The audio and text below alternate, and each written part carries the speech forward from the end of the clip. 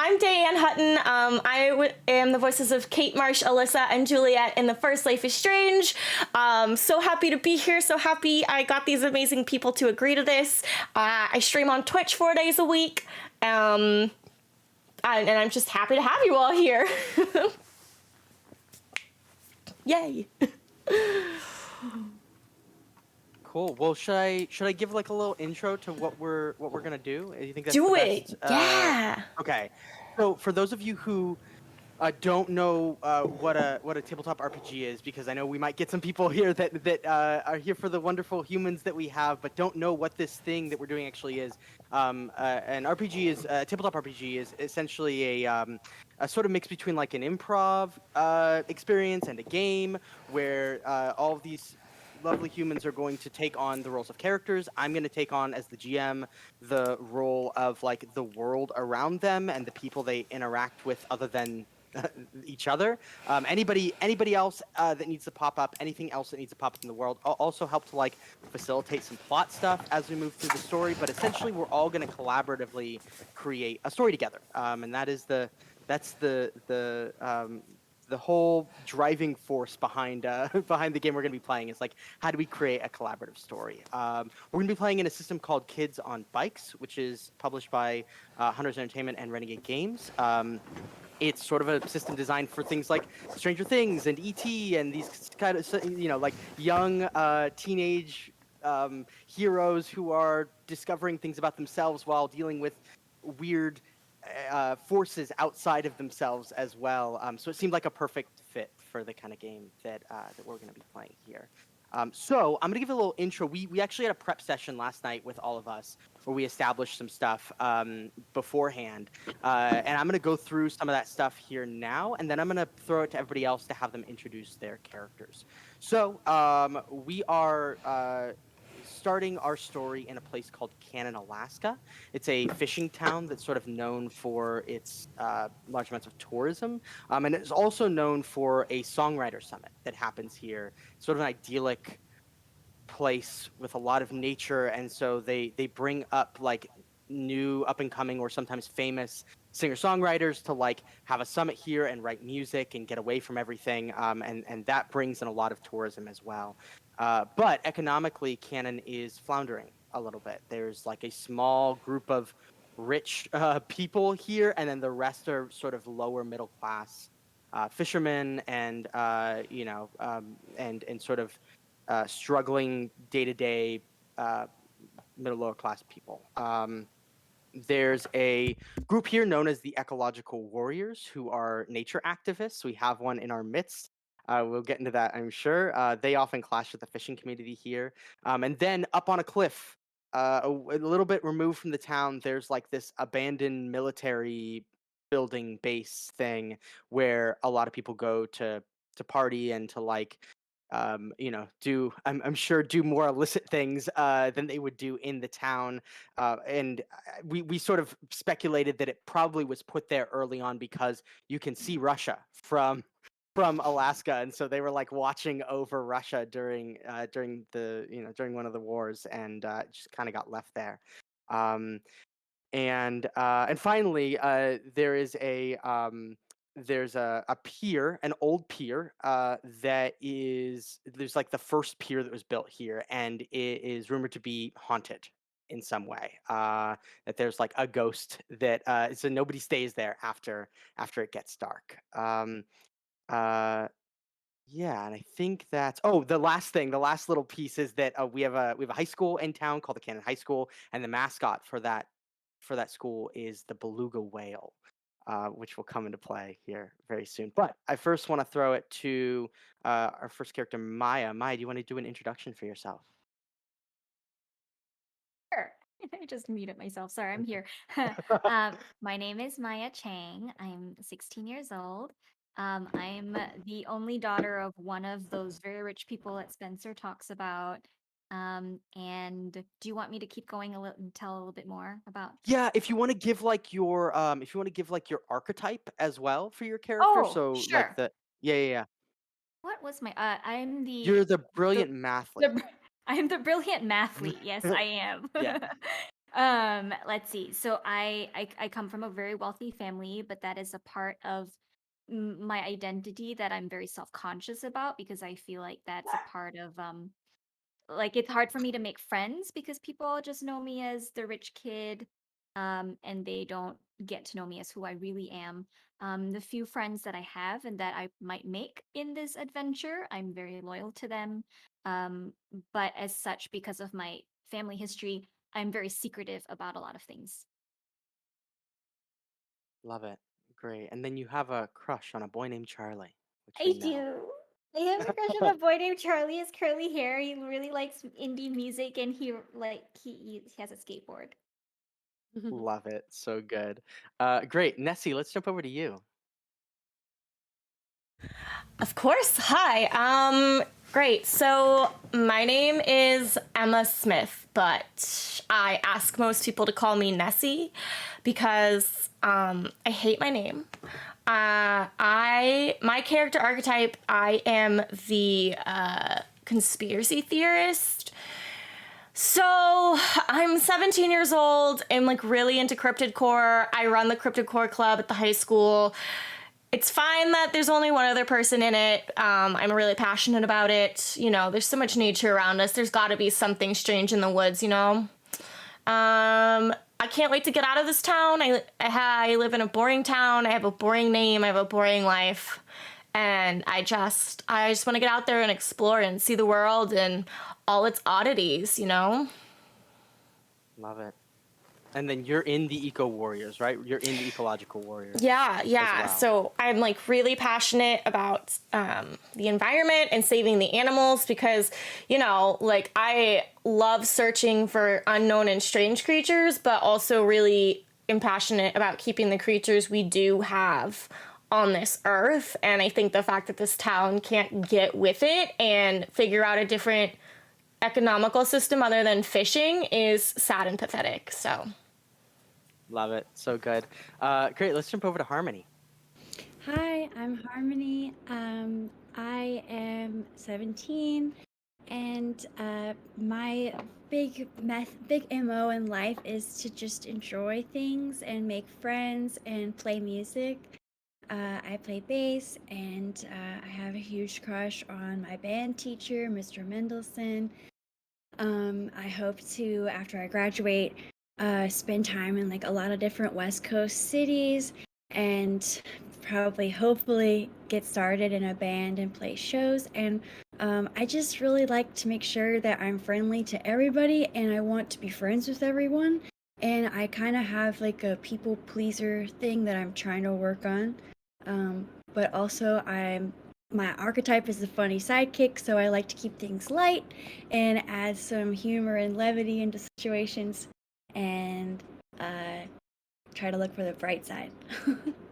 Love that. So good. So good. And then let's lastly jump to Charlotte. Charlotte Green. Hi, I'm Charlotte Green. I am 15 years old. I'm obviously new to high school. I'm still trying to figure things out. I had a rough childhood growing up. I come from a divorced family. Kind of just really protect myself as I've been growing up. I don't really let a lot of people in. I don't really know how to be vulnerable in that sense and trust people. So just really protective and secretive of who I am.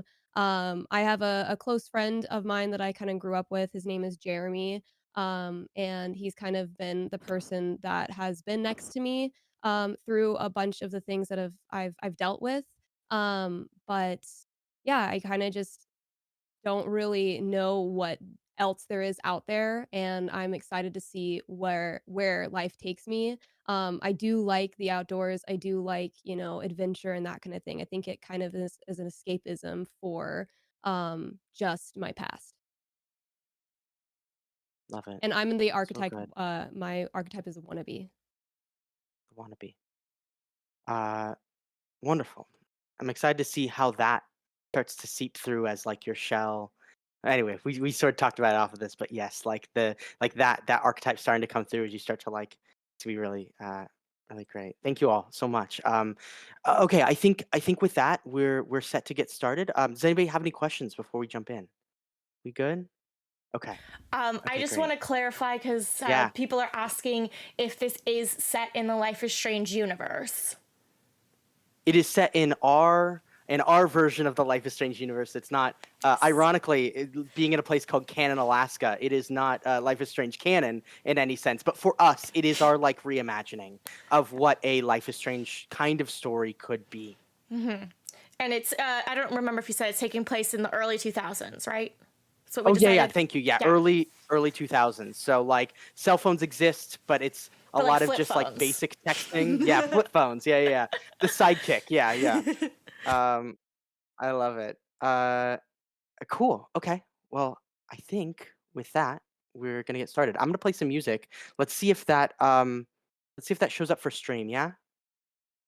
So I'm gonna play this. Can we hear that? Everybody hear it? I can hear it. Yeah. Okay. Great. Stream, how is the volume on that music? Does it need to come down or up? Maybe down a little bit? Do I need to hear it? Yeah. Can you hear it, Hannah? No. How do I hear Yeah, it? so click on the settings on your right hand side where the in Roll20, and you should have a master music volume level. You should be able to turn that up. It is turned up.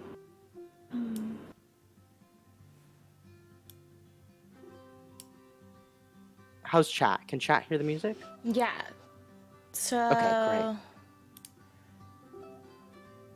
They were saying it was perfect, but I had preemptively already turned it down, so we're finding it. We're finding it. Okay.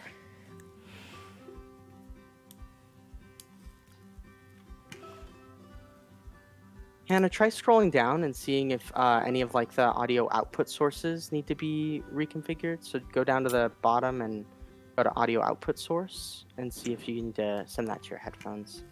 It's saying none. Can No you click on music for the you. drop-down menu? Does it give you an option to be able to? No. Okay, that's okay. We can roll without it. Okay. As long as yeah, it's no problem. Sorry. That's okay. No problem. Sorry, I just exited the game. I'm back in. I'm sorry. You're So all sorry. good. You're all good. Are we good on chat side? Yeah, we're good on Yes, chat. We're good on volumes, chat everything? volume. Okay. Great. We're gonna restart it. So we're gonna start our game in Cannon, Alaska. It is this like beautiful, idyllic place with pine trees and snowy mountains, and I think we land on a fishing sign here that has the name of the town, right? Like "Welcome to Cannon, a place where the world stands still." And I think we get a montage here of like people throwing like nets over their shoulders as they're like making their way down the docks, right? We get I think we get a trailer park as well with sort of beat up cars pulling out, and like we get the sense that it's not economically the best place, but we also get a shot from beyond that trailer park up on the hill of like these big mansions, as people in suits sort of also get in their cars and make their way down into town. I think we get a little bit of a spread of like the town itself here. It's older, a lot of wood paneling, a lot of like, cobblestone roads. And we land on in the woods this like ecological warrior sign that reads, "Please don't feed the wildlife." As we sort of push through one of the trails here, and as that happens, we see a shirtless man with a tattoo on his shoulder, and he has a guitar strapped to his back. And this is somebody that you all know and will come to know as Alex Axel. He's like the famous musician. He's the musician who made this place famous. And he's leading a group of like young, bright-eyed songwriters on a trail through the forest here. And we hear him sort of like starting. Let me skip this one. We just listened to that one. There we go. We hear him starting to tell them like you know, when I first came up here, like I wrote more in a day than I wrote in my entire life. Like it's a little bit magic. And we see him leading this group of other songwriters, some people carrying bass or like, you know, guitars, or some people having drumsticks as they make their way through one of the winding trails in this place. And as that happens, he spots something on the ground. His eyes kind of go wide. He reaches down, picks it up. It's not what he thought it was, and he tosses it into the forest, and we just see boom, this explosion of like birds that take off into the sky. And he says, let me show you where you'll be staying. And he leads all of them off. As that happens, there's a no trespassing sign that's been graffitied over that we land on that has a bunch of the letters blocked out. Instead of saying no trespassing, it just says no and ass. No and ASS. And suddenly we're like inside the military building here that's on top of this cliff, and we can hear the boom of the waves whipping back and forth below. This place is overgrown with vines and trees, and there's beer cans that litter the floor, definitely remnants of like a party that went on here. And we sit on that for just a moment before we land on a sign with a big old beluga whale. This is Cannon High School.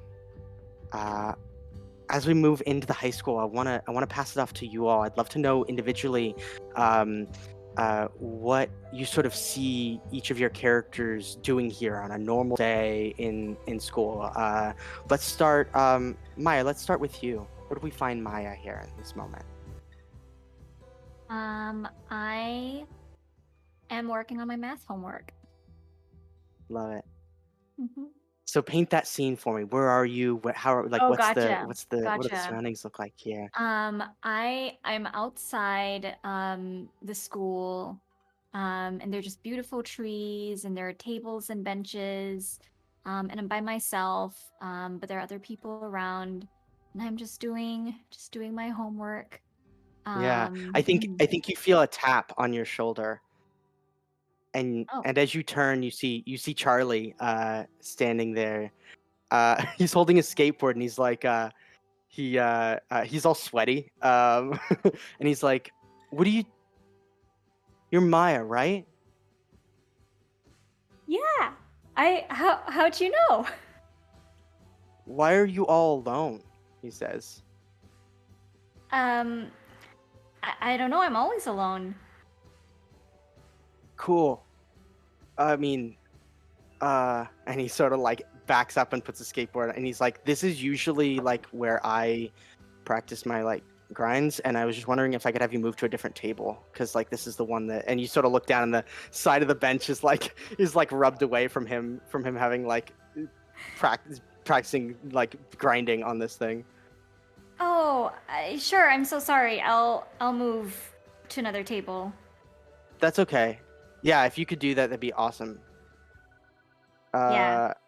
And I'll grab And my he, stuff and yeah, he watches you go, and he makes sure you're watching as he like kickflips onto the bench and totally eats it and like just falls, and tries to play it off all cool and gets up, and like we see him step back and like brush himself off and try again. We jump in that moment over to let's go to Nessie. Let's go to Emma. Emma, where do we find you here? I'm I'm like wandering the halls, posting all kinds on all of the billboard areas where people post things, and I post like my homemade posters that I make about, you know, Cryptid Core Club, like come discover the unknown, like think outside the box. And it's like, you know, I love drawing, and so it's really like kind of dark and weird drawings on all these posters. I'm like ripping off flyers for like chess club and like prom. I'm just like any dances. I'm like whatever, and like putting my own stuff over it. Just yelling at people in the halls that are like doing dumb shit, and just generally being a bad time. Great. I think we see we see the posters. We're on the one poster that you've put up, and as we sort of like move through the rest of the hallway, we see you've like pasted them on like almost every other locker, right? As we move our way down in this hallway. It has a big old drawn picture of some cryptid, and it's like, have you seen this? Yeah. We land then on Charlotte here. Charlotte, where do we find you? So I'm heading over to my locker to hang out with Jeremy, and on my locker is this stupid crypto freaking club thing, and I look at it and I'm like, why is somebody posting stuff in my locker? I take it down, crumple it up, and throw it on the floor. And then Right. I sit down next to Jeremy and I kind of give him like a little like friendly nudge, and he like He nudges me nudges you back. back. Yeah. And then I pull out my journal and I just start writing as kids are just like passing by and running around. And Yeah. He goes, "You all right?" yeah, I'm fine. Just another day.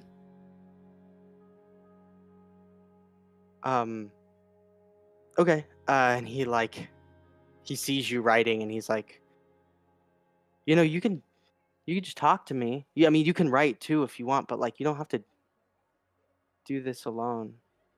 No, it's just been like kind of tough at home, and I don't know. I just feel like I don't want to burden you with my stuff. We always just have a good fun time, and I don't want to You're not bring it burdening me, down. he says. I know. No. Okay. I have to go. But if you need me, text me. And he like pulls out his flip phone. And he's like, shit. Okay. Yeah. I'll text you. Thanks, dude. I appreciate it. Yeah. And he like closes it and walks away here. And we follow him a little bit as we land on Harmony. Harmony, where do we find you here? Well, it's study hall, but instead of being in study hall, I just needed a break, so I got my friend's keys and I'm in the senior parking lot taking a nap, but also working on my math homework that I didn't get done. That's due in We like see your an math hour. homework sitting. Yeah, we see it sitting on the dash of the car, and you just like passed out.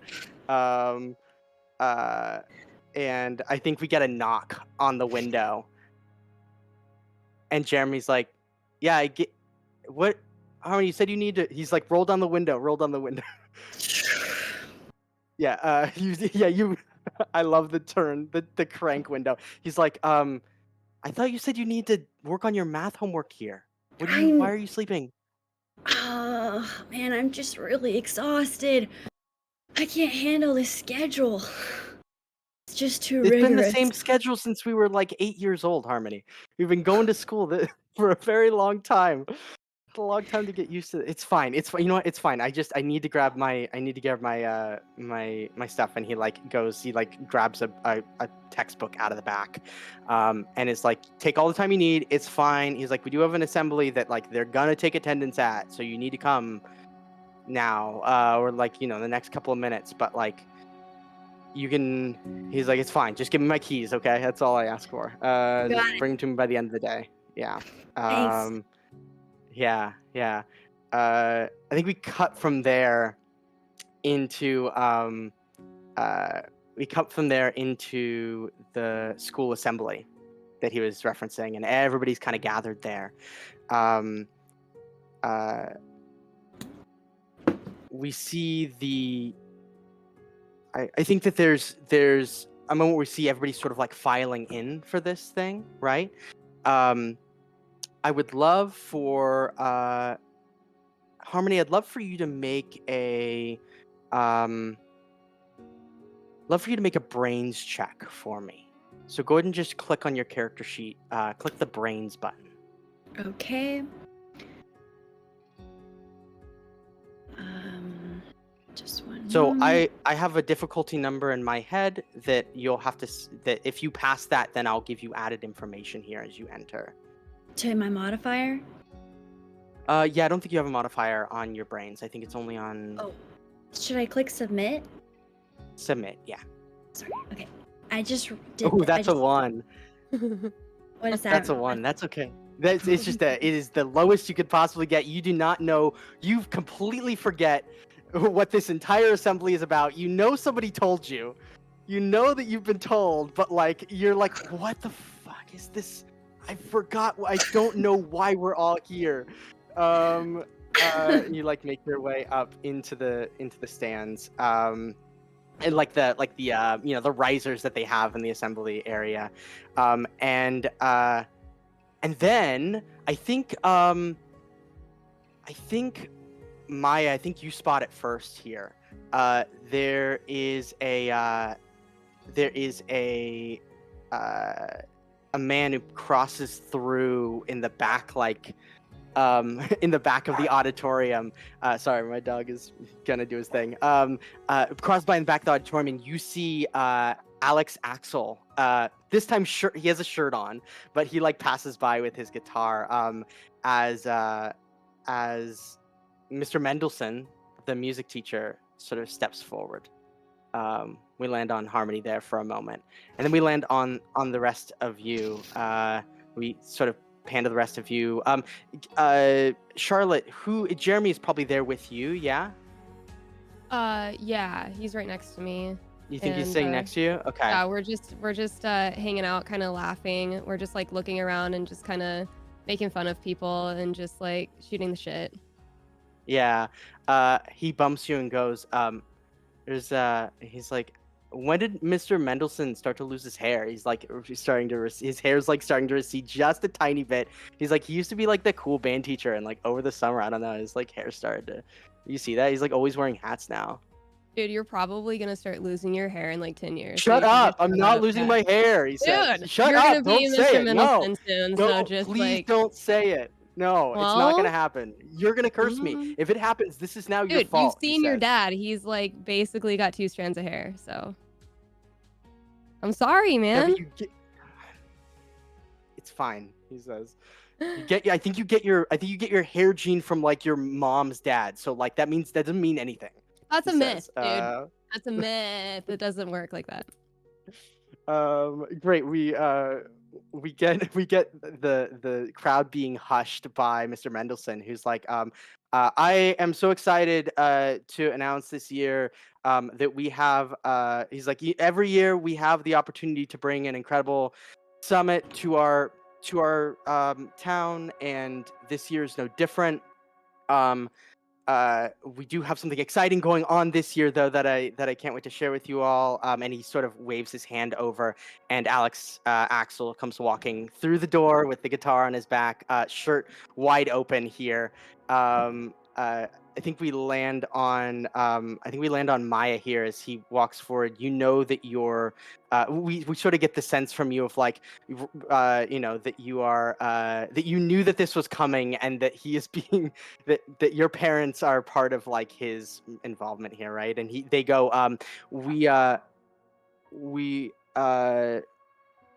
the teacher says, thanks to the generous donation of the Chang family, we actually have a few openings for students to join the summit this year, which is the first kind of, we've given opportunities for scholarships in the past, but like we now have a couple of spots that are open this year. So, I thought I'd bring Mr. Axel here to kind of, celebrate the fact that we have this opportunity for you all. So, and I think Axel sort of puts his hand out and is like, if any of you want to come hang out with me and all the incredible songwriters who are here, like, we have an unprecedented opportunity. And we're very thankful, and he motions to you, Maya. Very thankful to your family, Maya, for opening up, and I think all eyes sort of turn to you in this moment. Are you here alone? Is there somebody with you? I am here all by myself, and I am Okay. so embarrassed. Stop looking at me. Everybody's staring at you. And he says, "Give it up for Maya and her family for opening the No. doors for students here to be able to." Yeah, we're getting clapping. And he says, I'm just off like my worldwide tour for the past 8 months. I've had a huge opportunity to go and like play my music in front of millions of people, and like I couldn't be more happy to be back here in the chill atmosphere of canon to be able to like write some more music, and I'd love for you to come write with me. Um, in fact, Mr. Mendelsohn steps forward. Kaylee, who sort of like has her guitar and steps forward, knowing that this is happening. Kaylee was the one who took the opportunity last year, and she was the one who brought like who represented Canon High School. And Maya, you know Kaylee as being Charlie's sister. And so Charlie sort of like gives her a nod, and as you're watching him, right, you see Charlie sort of give her a nod as she steps forward, and there's a weird interaction between her and and Axel, Alex Axel. It's a little bit of like tension or something here, and then she plays. They're like, we'd love for you to play what you wrote last year, and we get that song. So we'll start that, and then we'll do another scene. We see Axel sort of like rotate in behind her as she starts to play, and I think back her up with another instrument of some kind.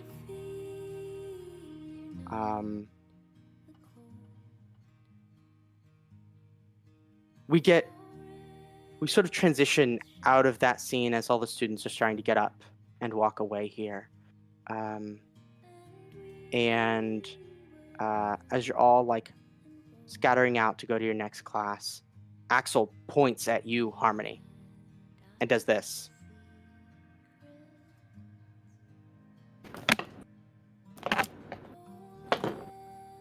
He like swishes his hair back.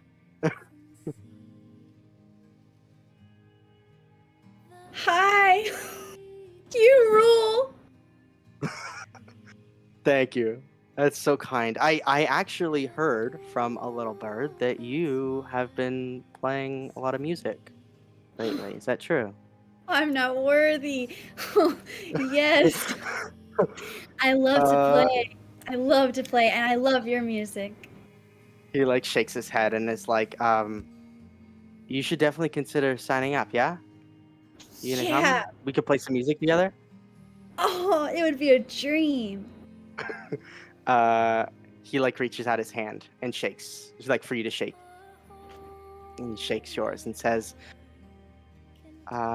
what's your name? Harmony. Oh, fitting name, he says. I'll see you soon, yeah? Sure. And he calls over the music teacher and is like, make sure she gets on the list. And he sort of like nods at you knowingly, and we move out of that scene.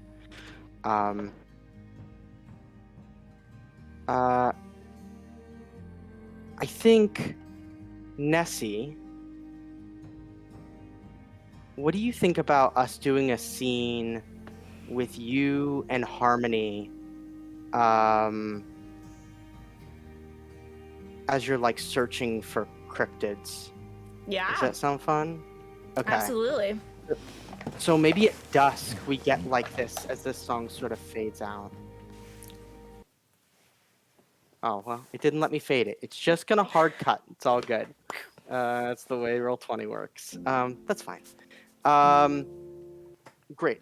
We'll actually pause this music for now because we're gonna get into like some cryptid hunting. So set the scene for me, Nessie here. Like, where do you often go to do this? Where's like in the woods? What is the area that you go to? Why do you go there? These kinds of things. Yeah, I mean, we're in a very, like, the town is surrounded by nature and woods. It's, like, water and then woods. So I usually just, like, I'll pick a section and start, I've explored the woods behind the general store. I've explored the woods behind the school. And I am now starting to like explore the woods kind of leading up to that area with the abandoned military base. Yeah. And so, I kind of avoid it but also am like really interested in it because I don't really, know what to believe. Right. And I'm like, if anything weird's gonna happen, it might happen there, but also like I don't want to Sure. get murdered. So Yeah, of course. So, and then to clarify for the audience, the reason why Harmony is here is because Harmony's the only other person in the Cryptid Club, right? There's the one other person in the club that when we talked yesterday, that was the decision, is that the two of you make up the entirety of the Cryptid Core Club, which I love. yeah, and I've got like in my pocket, like in my bag, I've got my copy of Real Wolfmen: True Encounters in Modern America, along with a bunch of it. notes on reasons why the math teacher's probably a werewolf. I'm planning to put it on my next poster that I put around school. Gotta let the people know. Love it.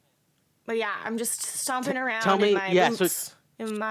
So we get like the shot of your boots in the sort of dewy, wet Secondhand ground Doc as Martens. secondhand Doc Martens, as like dusk is starting to come on, because that is the perfect time to look for cryptids. We get you tromping through this forest. What if Harmony? What have you brought along? You see Nessie with all of her gear, but what have you brought along here? I've brought a net and a small tank, like a portable tank, in case we see any wildlife that like needs to be rehabbed, or just in case. Yeah. And also love some water and some snacks, and Harmony and always comes prepared. a digital camera. Oh, good call. Yeah, we actually have like the point and shoot. Yeah, because it's like the wind. Yeah. We're in the 2000s. I love that's it. standard. I've got my like a magnifying glass and some Ziploc bags in case we find anything weird for samples. And I roll my eyes at Harmony for always bringing like a tank because she rescues like newts and lizards and stuff. But I actually kind of love it because they're like tiny little Godzillas and they're the best. That's great. We get the shot of of both of you walking through this forest here, and it's a little bit creepy. It's a little bit, but that's like perfect time for cryptids, I think. I go ahead and make a Nessie. Go ahead and make a brains check for me, just to see in the initial offset here, like where are we starting at with you? Cool. And then, sorry, I forget the Okay. Which one has the +1? Fight or Brawn and Fight. Brawn and Fight, are those the two as teens? Okay. Okay. Yeah. Then I'll just roll. Okay, that's a 5. So that's okay. I think I'm about to start rolling my own dice over here. yeah. These are not all D20s, by the way, just to clarify for the audience. These are all different size dice that are assigned to each one. So what's the die size you have on brains? 20. Oh, you do have a D20. Okay. Yeah. So you had the opportunity to get a big one, but you didn't. Which is, it's totally fine. I think that this is in a roll to look for cryptids. This is pretty standard, right? Because like you find some tracks of some animals as you're going along here. You find you find some leaves that have been like pushed off to the side as though somebody else has been here. And I left my cryptozoology A to Z encyclopedia at home, so I'm guessing here. I'm working from memory, doing my best. Ooh, what do we think? What do we think? Like the brief scene is here between the two of you. What are you guys talking about as you're making your way through here? Do we think? She's telling me all about the Axel coming up to her today. Oh yeah, and telling me all about it. Oh, it was so incredible. I can't even believe it. I'm never gonna wash my hand. But Harmony, he's just a dude without a shirt. Like, he's not that cool. He's a virtuoso on guitar. All right. It's unbelievable. cool. Well, like his music, but you don't have to like put him on a pedestal. Like you make good music too. Wow. Thank you. That's what I like about you. You always just say what you feel, and you don't worry about whether or not somebody's gonna still like you or not after you say it. You're not so concerned with like making people like you, and I mean, think you're it's the awesome. only person that likes me, so I'm glad you like that about me. I think you're brave. I think it's cool. I think you're brave for hanging out with me. That's what's really brave. As you Thanks. say that, you hear like a crunch underneath your foot. Nessa, it feels like a sharp rock like pierces into the underside of your. You can like feel like a thing sticking up out of the ground here. Ow. I'll go. Are you I'll okay? investigate. I stepped on something weird. Yeah. You lean down and you see this like what looks like a braided necklace, like a leather necklace with like a little bit of braiding on it and some stones, and then one big, like shiny, dark purple, sort of crystalline shaped thing, and it's super sharp. What is this? Is this an amethyst? I'll have to check with my rocks book back at home. Wow, did it? I mean, but like I felt it through my boot, and these are really thick. Do you remember ever seeing anyone wearing something like this? No, but I feel like somebody wouldn't leave it out here on purpose. No. As you say that, go ahead and make Harmony. Go ahead and make a flight check for me.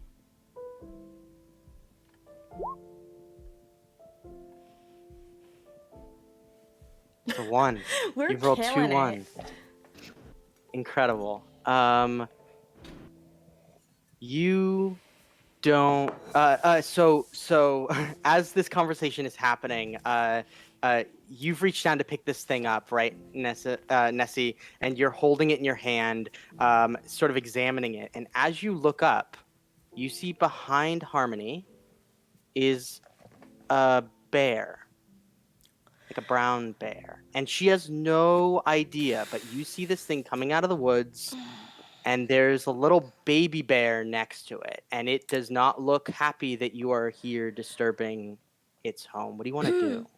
Hey, Harmony, don't freak out and just walk towards me like normal stuff. Question, being youths in Alaskan nature, do we know the proper protocol to deal with when finding yourself near a bear? I'm sure. You make yourself big and loud, I think, if I'm remembering my bear protocol correctly. Back away. I mean, I think it's all a lie, but it makes you feel like you're doing something. So, So good. Hey, Herm, bear. So like, let's get big and just back away slowly, because I don't feel like getting mauled today, you know? It's not even Sasquatch, so... You see this thing like coming towards you and like starting to pick up its pace here as it's moving closer and closer. Its mouth sort of opening, and it moves in front of its baby bear, and then Harmony, you notice in this moment as well behind Nessie that there is another baby bear like in the like its second cub that is in the forest behind you, and this is probably the thing that it's seeing in danger here of you. What do you want to do?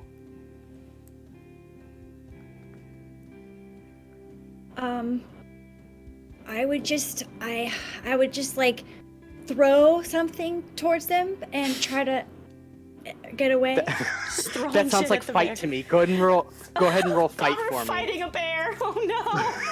Oh, I shouldn't throw. Oh, I don't want to fight the bear. You could use flight maybe instead, Run. because that's like to get away. Okay. Run. Yeah. Okay, go ahead and roll flight again for me. Hopefully you don't get a 1 Hannah's again this time. chaos. Oh, I didn't mean to run. That's I'm a sorry. 2. I pressed fight. I'm sorry. I meant to play Oh, okay. That's okay. Flight. flight. Sorry. Hey, at least it wasn't a 1. Yeah. flight for me? Oh, me? Yeah, Sorry. Okay, flight. that's okay. Submit. Got it. That's a 6. Okay, that's not bad. A 6 is okay. I think you're able to like position yourself out of the way here for a moment, right? Like you're taking steps back and you're both trying to make yourself big. This thing is coming towards you. Still, it's not deterred here, but you've at least like avoided imminent harm as you're starting to like raise your arms up and yell at it, right? Trying to use your training to like keep it to make it back up. It sort of roars back, and as it takes a sort of like extra leap towards you in an aggressive manner, Nessie, Yes. you feel that necklace like hum under your Okay. hands. And as this thing leaps forward with your hand on Harmony here, time freezes. Everything stops. The bear's caught in midair. There's a bird. Wings out, but just stopped. To your right. And all sound just ceases for a moment here. Holy shit, Harm, take a picture of that flying bear. Do you know what we could do with that? Harm? Is Harmony frozen? With your hand on Harmony, she is not frozen. Oh, okay. Whoa, I can't believe you did. What happened? I Did don't you know. do it? It was the necklace. It just started like buzzing in my hand. Oh my gosh, that's insane. But the bear looks crazy cool. Take a Look picture, close take a picture. Okay, it's okay. Wow. Oh my god. As you take a picture, realizing that the photo will look just like a bear in still frame because it is as well still in that. There's like a cool parallel there, right? Of like the photo capturing a still moment, but you also being able to like walk around the side of this bear, walk through the forest as it's like frozen. But isn't it like in the air? Didn't you say it was like? It's like leaping forward, right? Oh, but it's not it's off like the leaping ground. forward towards you. I think it's like a little bit, right? Like its front Okay. paws are off the Okay. ground. It's Got like it. running towards you. There's like a bird that's caught Flying in midair. bear There's dreams like go out. there's like a couple of leaves that have fallen and are just like stuck in midair here that you're able to push through, and as you touch them, they boom, boom, boom, down onto the ground. Wow. This is insane. Let's get the hell away from this bear. Seems like everything we touch like becomes subject to gravity or something. We better not touch the bear. Don't touch the bear. Do not touch the bear. Sort of skirt around the bear, and as you get like maybe a couple 20 yards away from the bear, go ahead and make a grit check for me. We're gonna see how, as this thing drops, how well you're able to handle it. Okay. Actually, both of you make a grit check for me. So Grit. Harmony, make one as well. 1. It's a 7. So Harmony, that's a 1. Day, that's a 7 for you. Mhm.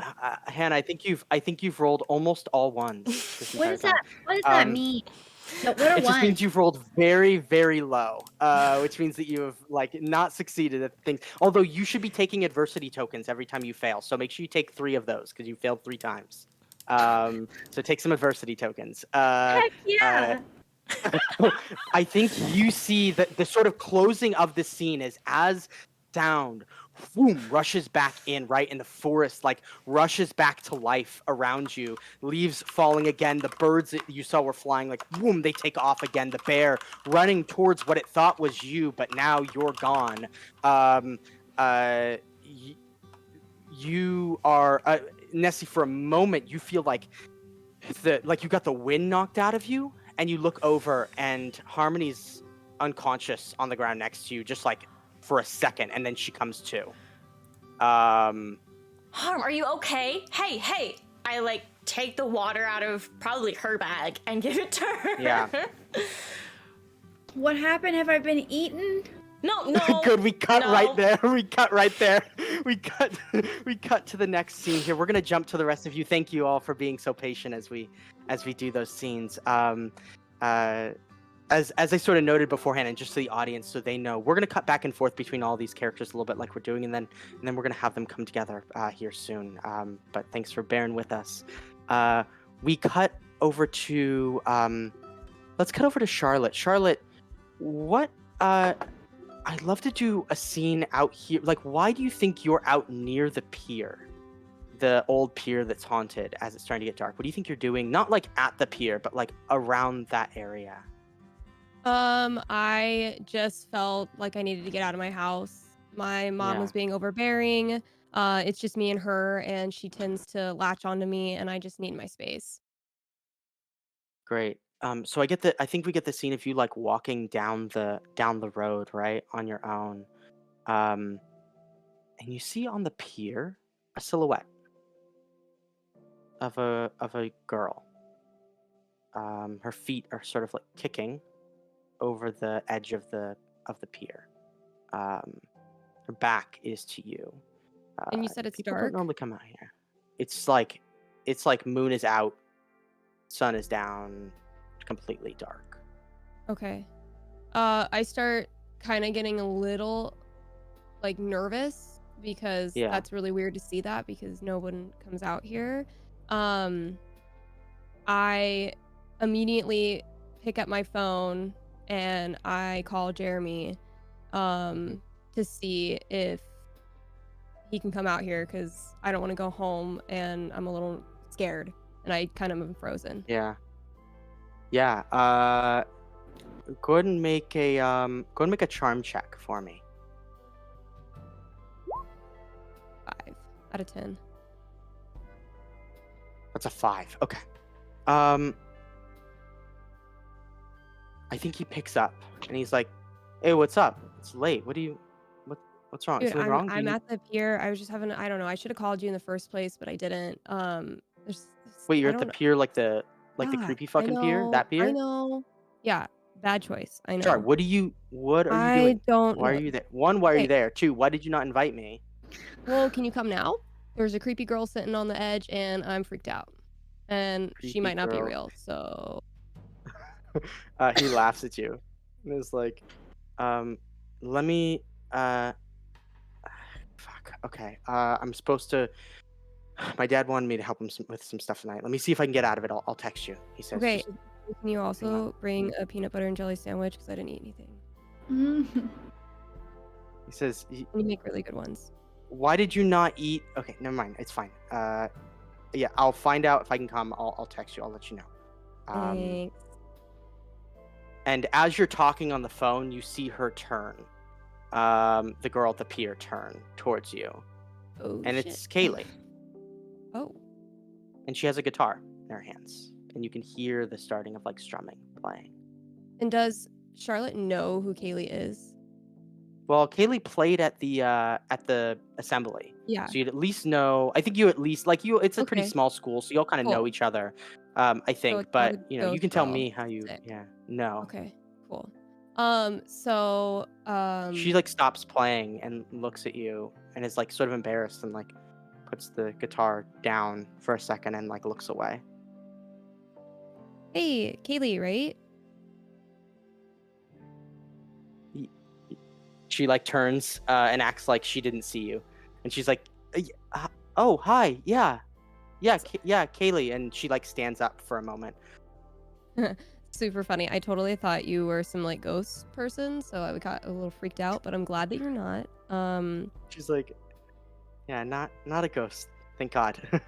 I'm Not yet, Charlotte. she I don't says. know if I don't. You probably don't know who I am or anything, but I know who you are. Yeah, I know who you are. How? You just, I've seen you in the halls and stuff. You're always like with that one really cute boy. Oh yeah, Jeremy. He's pretty cool. What were you playing? It sounded really nice. She's like, "Oh, it was nothing." And you see her like something's off with her. Something's wrong. She goes, "I don't know if I even want to have this fucking thing anymore. And she like pushes it off to the side. Wait, are you serious? I mean, I heard you at the assembly today and you were like incredible. It was seriously No. so good. What's, I mean, you Says can, thanks. That song that I played, that's the one that Alex and I worked on together last year, and I don't know. I don't know if I want to keep. I don't know if I don't really like it anymore. did something happen at that summit last year or something? I mean, if you feel comfortable talking to me. So you hesitate for a moment. Go ahead and make a charm check for me. Oof, 3 out of 3. 10. That's okay. With a 3, you get a little bit more information. You pull a little more out of her. She's like, it was great. The summit was great. I've never had anything like that happen to me before. He paid me a lot of attention, and I think he just like kept paying me attention, like while he was gone. And she like hesitates to say more. Hey, it's okay. You don't have to say anything else if you don't want to. I'm sorry that you're uncomfortable and that She turns to you creep and she made you says uncomfortable. he came back, and I was just excited that I was gonna get to see him again. But he took me up. We walked through the woods like we did when he came here last year, and he like tried to kiss me. You serious? Did you tell? You haven't told anybody? Have you like told like I your don't want. Who parents would I or- tell? This is like he's the most famous person who comes here. Why would I? I'm not gonna ruin his life. He just I think he actually likes me, which is weird. But like, I don't That's know. like I don't know how to feel. Haley, how old are you?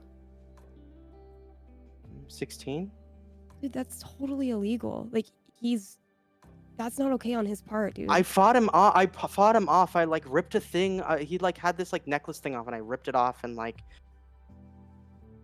pushed him away. And I think he's mad at me now. And I could tell at the assembly he was mad at me. And like, I just don't wanna.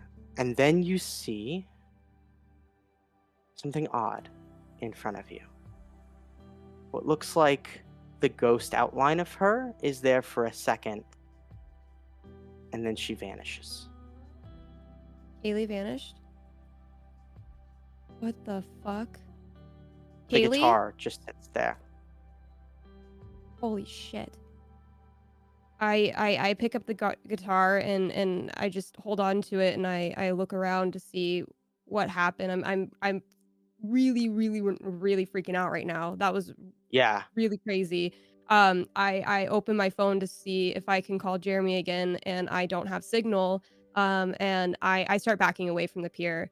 You just get a around. ping that's like, I'm on my way right now, I'm coming. I have your peanut butter sandwich, she says in the text message. I just start booking it. Away Yeah. from the pier. We cut from there to the next morning. Maya, we land on you here.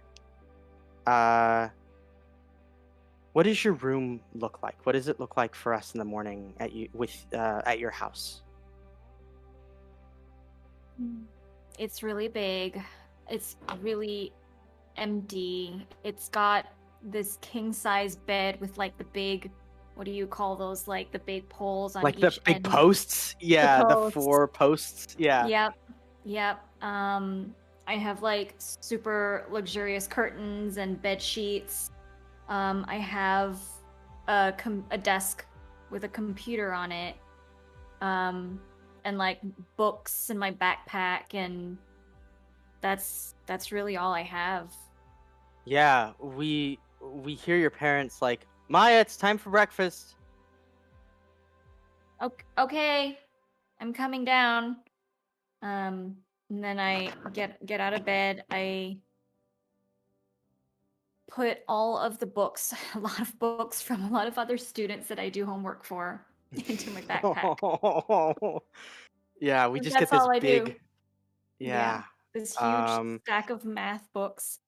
That's all I spent my time doing last night, doing math homework, while I'm watching TV. And I start to pick my clothes for the day, and I head downstairs with my large ass backpack. Yeah.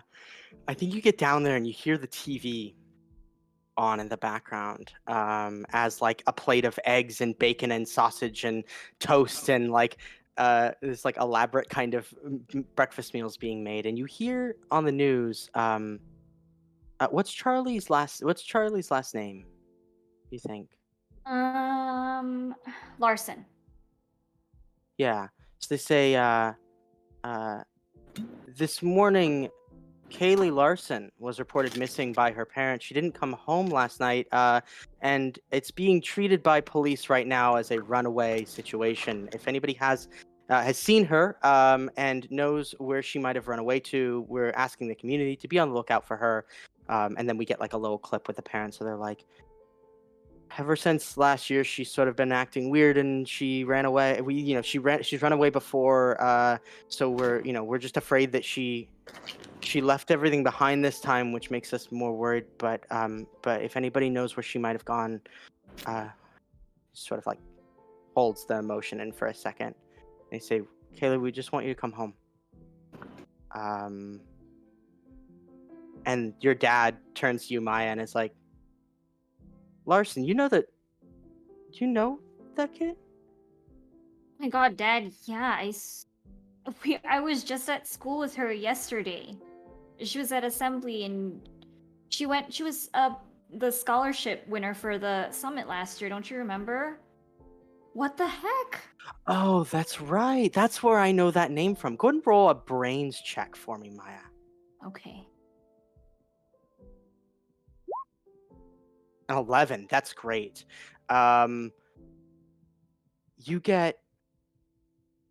You get him acting weird about this. He's like almost overcompensating. And it's like, what? I can't believe that she ran away. Like, I can't believe how many people try and run away from this place. This place is like perfect. Why would anybody want to run? I mean, I get like it's a teenage thing, but you would never run away, would you, Maya? Dad, what kind of question is that? Why are you asking me that? I know it's a dumb question. It's a dumb question. He like gives you a kiss on the forehead. Um, and he's like, "Do great at school today. Do great." Okay, okay, And Dad. he backs away, uh, and he runs upstairs. I think we transition out of that scene. I'd love to get the idea of how all of you come together now, right? I think we've laid the groundwork for everything. Let's figure out collaboratively here, what's the thing that gets us all like in the same space? There's lots of threads here, right? Maybe have like one idea. Oh, go ahead. I'll thread my idea, and you guys can decide. I did homework for all of you guys, and I got caught, and we're all in detention together from that. But go ahead, Hannah. Oh, that's like that. awesome. That's so funny. I was gonna say maybe we're all in yearbook class together. I kind of like the tension of being in detention. That's pretty cool. Yeah. That's kind of fun. Yeah, I like that. Okay, so I think we transition here into I have Maya, you getting... Oh, yeah, I have go ahead. the necklace like wrapped around my wrist like a bracelet. Great, I love that. Yeah, we see it wrapped around your wrist. I think we get you being reprimanded, right, by like the vice principal or something. We get like at the school, they're like, "Who put up all of these posters?" And somebody points at you, and we get like you being reprimanded by Freedom him of speech. in a montage. You can't take me down. This is Yeah. right. We get I think we get how Hannah, what did Harmony do to get detention here, you think? Skipping class. Skipping class, love it. Okay, so we get you sort of being checked into detention here, and then Charlotte, what do you think you did here? I think I was tardy for class. I didn't skip it, but I was tardy one too many times, and yeah, they put me in detention. Yeah, great. We get them checking the names off the list as you all are coming in, and like tardy, skipping class, and then putting up cryptid posters. Says it crossed it Freedom out. of speech. And then as you arrive, and then we land on you, Mei, on why am I forgetting your name for a Maya. second? On Maya here, and they're like, Maya, what are you doing here? Why are you here? It says homework. Did you finally get detention for doing too much homework? Is that what happened? No, our math teacher. Ugh, that I guy should have sucks. I should have used a different pen for doing all the homework. I'm Oh my so God. stupid. Wait, but you're so you don't use a pencil? Like, you don't make mistakes? You use pens in math class? That's insane. Yeah. I mean, yeah, that's what my dad wants me to do. Whatever, it's fine. That guy's a werewolf anyways. Who cares what he says? Not your dad, the math teacher. What do we say? Is it lupine? Lupier? Yeah, something like that. Mr. Lupier, he's a freaking werewolf. Don't even worry about it. I think that the teacher's like, please sit down. I'm gonna, I'll be back in 10 minutes. Don't cause a commotion, and like shuts the door on all of you here for a moment. And there's like an awkward silence. And then Jeremy, I think, who's there with you, for being tardy, is like, yo, did you hear about Kaylee? Over to you, Charlotte. Dude. Oh wait, you probably told him what happened, right? I would assume I've already told him what happened. Okay, so he's like, I can't believe that shit about Kaylee last night. Dude, did you not see what happened? There was an advert on the radio about her missing. Dude, I still have her guitar. It's at my house. I don't know what is the weirdest thing. I don't know what happened. I still don't know what I even saw. How did she just? I don't understand how she just like up and.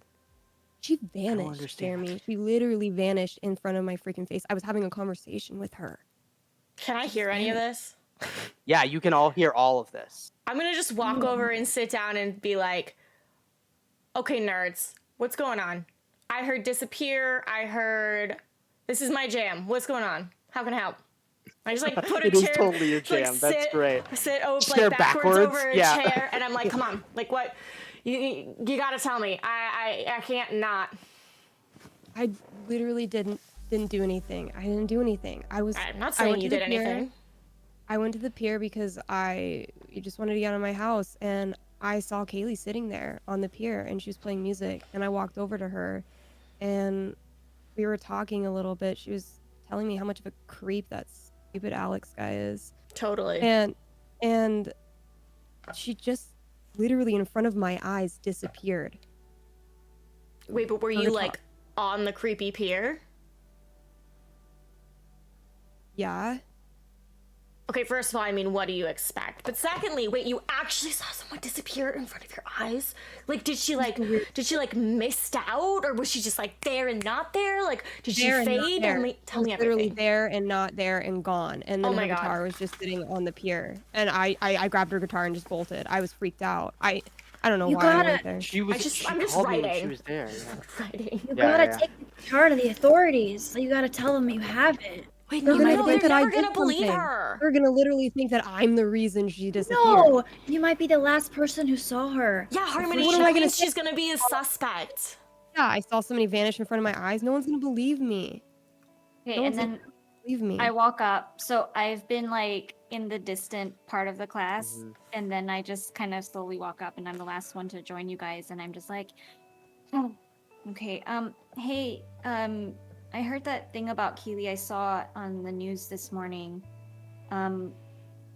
So I kind of didn't get really good vibes with Axel, Alex. No, he's a fucking creep. See, She- Harmony? She told me. Yeah. I kind of know people who know him, and I don't know, but I think we should go find him.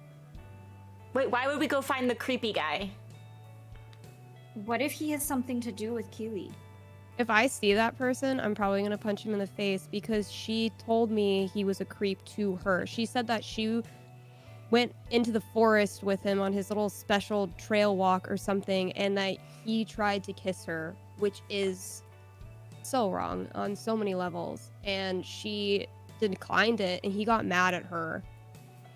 And That doesn't that was the surprise last- me. that was the last thing that she had seen of him. That's what she was telling me there right before she vanished. So that guy's definitely a douche. Wait, do we think that she's dead and came to you as a ghost? Or do you think I think saw a it's something freaking ghost else? on the I pier? don't know. I mean, of course I think you saw a ghost, but like I'm just asking. Nessie, ghosts don't exist. They're not Well, real. Tell that to Charlotte, who just saw a person disappear in front of her face. I mean, it was on Yeah, the pier, and people's. I mean, We don't want to go around saying she's dead. That's crazy. Like, We let's can't hope do for that. let's Yeah. hope for the best here. I think. What if I just try to get some information from him at like the first audition thing for this? sorry, the first audition thing. You're Well, I'm- auditioning for it. Well, yeah, she plays music. She's That guy good. is Why a shouldn't freak. she? Just be careful. I don't know the stuff I heard from Kaylee. I would just be careful around him. It's cool. Harmony can handle herself. I Hey- also have his address and his phone number. Oh my Can god, we we just- just totally spy on him. Oh, whoa. Maybe we should throw a little drive-by. Jeremy, can we use That's your what I car? think we should do. Who, me? Jeremy, yeah, Oh, you're sorry. talking to Jeremy. Jeremy's Yeah. like, I mean, I can take. Yeah, he says, yeah, I have to work some stuff out because I sort of got in trouble because I left last night and my dad wanted me to stay, but I can totally Yeah. get out of that. I can try and get out of okay. it. This is What about? Can I maybe like take your car then? Maya, don't you have a I car? don't know if Do that's you have a any car? better. He says. I don't have a car. I don't drive, but I have a driver. I guess he could take us. You have a driver? Wait, we don't want your parents to know about this, though. Wait. Pretty I'll cool. just borrow my sister's car. She won't care. Let's go. We gotta check this out. I want to see this dude's house. Wait, Yeah, so I think. Yeah, go ahead. I was just gonna say, like, well, I want to, like, do an aside with Harmony before we leave detention, and I just want to be Okay, like, so yeah. so I think we get the scene of like the teacher coming back in and being like, and then like a silence Scatter. passing over everything, right? Yeah, and the rest of the detention plays out in this like awkward silence between all of you as we get like sort of the knowing glances. Bell rings, everybody comes walking out, and Jeremy says, Jeremy sort of looks to you, Charlotte, and is like, and it's like, I have to run. My dad's gonna be mad at me if I don't come home, but let me know what happens, okay? Dude, I'm sorry I got you in trouble last night. I should know better. I'm sorry, man. Yeah. He hugs you, and it's like longer than it should be, and then he turns and goes. Great. I'll If text we want to you. have that moment, Yeah. and he nods at you, and he leaves. And he looks back at you, and then he keeps going. We get the two of you, Harmony and Nessie. We're the last ones to leave detention. What's that aside we wanted to do? Dude, this is so fucking weird because look, should we tell them about this necklace? Should we tell them? Because maybe it's connected. Like, two weird things in the same night? Yeah, I would absolutely say something. Okay, but like, I'm really worried because I don't think Maya's ever gonna believe us, and I don't want to go to the police with this. Like, they're never going to believe it. Why wouldn't Maya believe us? She You seems heard to think. her. Ghosts are real, Nessie. Ugh.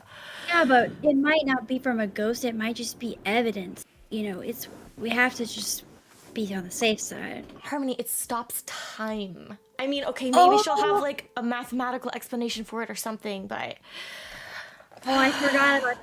I forgot you about that. forgot about that, Harmony. I'm sorry. God, it's fine. You're doing too many things. You're friends with too many people. You can't keep anything straight. What about? Why don't we just show Maya how amazing the necklace is, and then she'll be bound to believe in its supernatural. I don't know how I did that, dude. Like, I can't get a bear to chase us again. Like, I don't know how that happened. What if we took it to a dangerous place? I mean, maybe. Okay, fine. We'll tell them tonight when we get your sister's car and we do our stakeout. Oh my god, I forgot to tell everyone to wear black and to make sure they bring their sunglasses and like coffee in thermostats. Thermostats in thermoses. I'm really dropping the ball here. Okay, It's gonna be whatever. okay. Okay, we'll tell them. Great. And I think we get the shot from there of the school as the two of you, Maya and Charlotte, come walking out, and then closely behind you, we get Nessie and Harmony following you, and we pull out of the school, and we cut to black for just a moment, and that is where we're going to take our break here for 5 minutes, 5 or 10 minutes. So we'll be back in just a little bit to continue the story that we're all telling together. Yeah.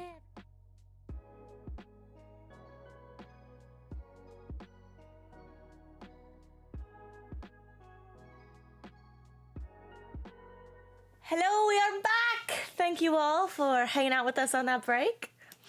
I will let Spencer take over, getting us back into the game. Yeah, so actually, I'm going to turn it over to all of you here in just a moment. Where do we think we're going? So we're going to get your sister's car, right, Harmony? That's like that. But I don't know if that scene is interesting to me, or if it's more interesting if we skip to after you already have the car, right? And you all are like in the car together. Maybe we start in that scene. Yeah, does that sound Yeah. good to everybody? Okay. So who's driving is my big question. Is it Harmony? Okay. So I think we land on Harmony in the driver's seat. Where are we all positioned other than that, just so we can get a visual on this scene? Who's in the passenger seat? Who's in the back? I would be on the passenger seat. I have directions and the address. Oh, yes, that's right. That's perfect. We see you like with what's in the 2000s? What do they have like GPS units? Yeah, I the feel like they have Tom, GPS the little units. Toms. The or whatever. Tom-Toms? Yeah. So we see like holding one of those. And then we get the two of you. We get Charlotte and Nessie in the back here. What do we think the conversation is as you all are heading towards where Axel's being kept? Where Axel's like not being kept, but where he's living while he's in town here, right? Because he doesn't live here. He just like Right. stays here during the summit. Well, I'm going through, I have my cryptozoology A to Z encyclopedia now, and I'm going through that while I start to broach the subject of this necklace. I'm like multitasking because I'm afraid What are of you them looking not for? believing me. What do you- Just anything Yeah. What are you about, looking for in that book? anything about like creatures or like things that can make people disappear, like that's not a ghost, things that disappear that aren't ghosts, and anything that's said to be able to stop time. I also have like go ahead and roll yeah, brains. brains. Go ahead and roll brains for me. Come on, brains. What was that? 18. Oh yeah, that's great.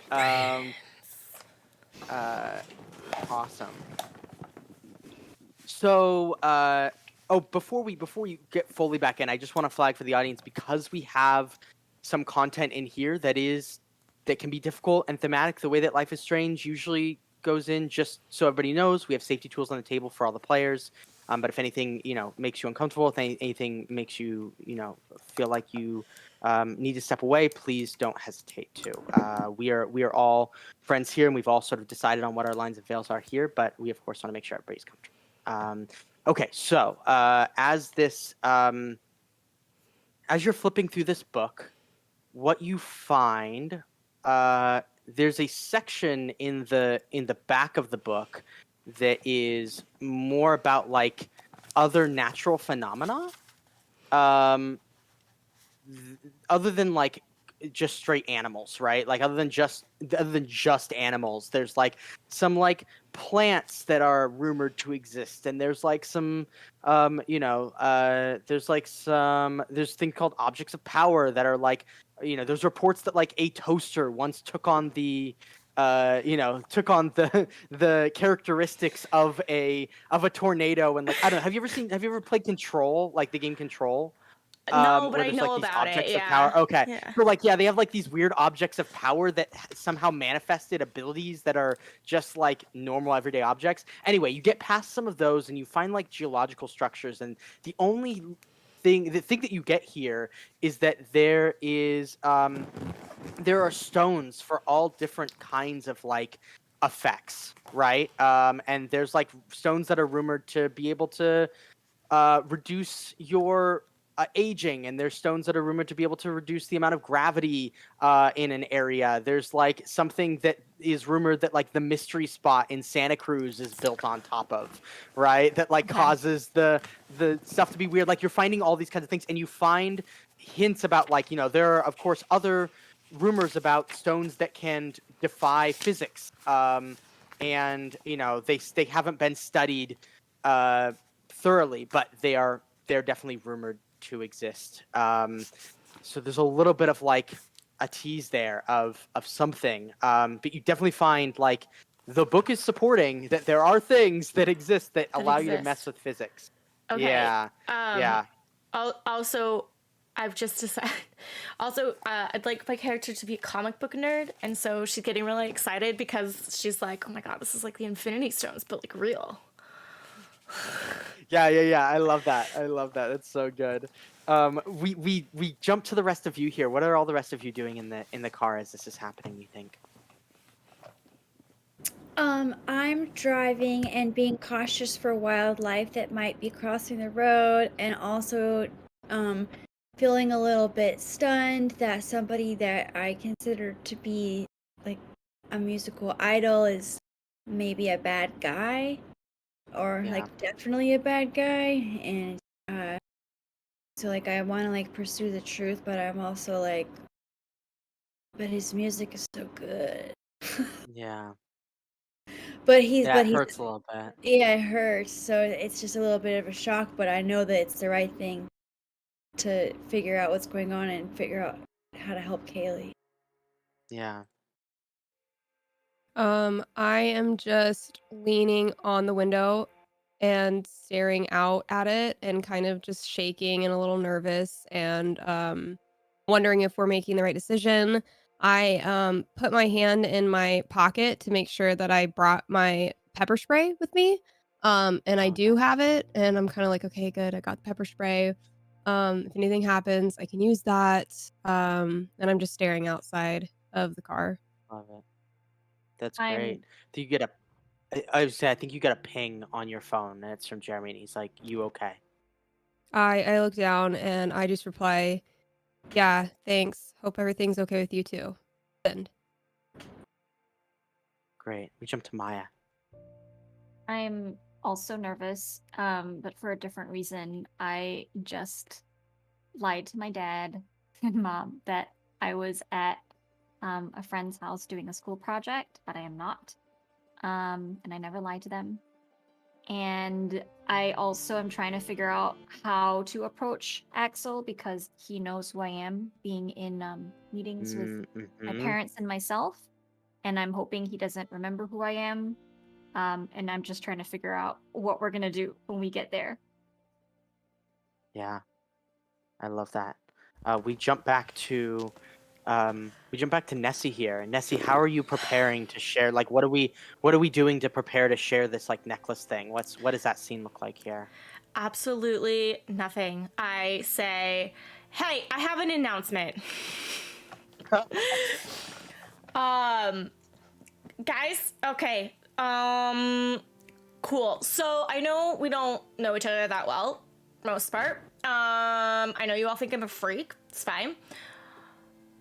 But we can all agree something like really weird is happening, because like I definitely believe Charlotte, and I hope you guys do too.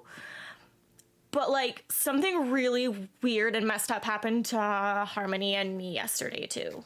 Like, I don't know, maybe even around the same time. Like what time did you see her disappear? It was nighttime. Like the sun was down. Like it was dark. Okay, well, that thing happened like at dusk, right? Like when it was getting dark? Yeah.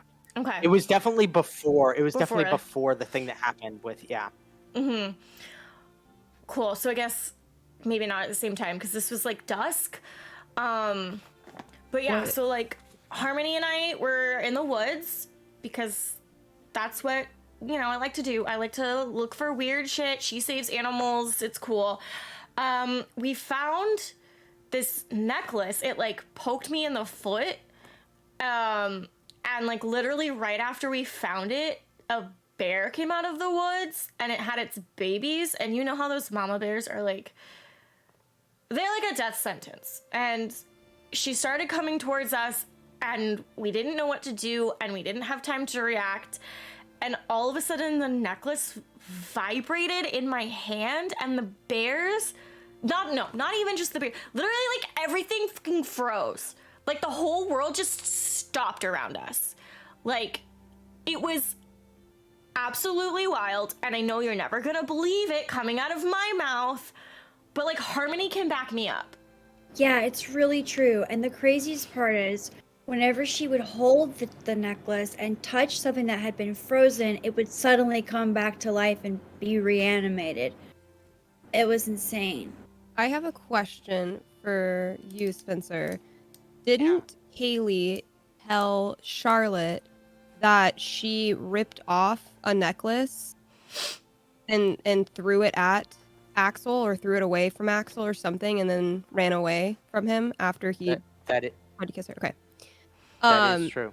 So Charlotte takes all this in and goes, Nessie, when I was talking to Kaylee or whatever she was on the dock, she had told me that she had ripped off a necklace of some sort that Axel had given her.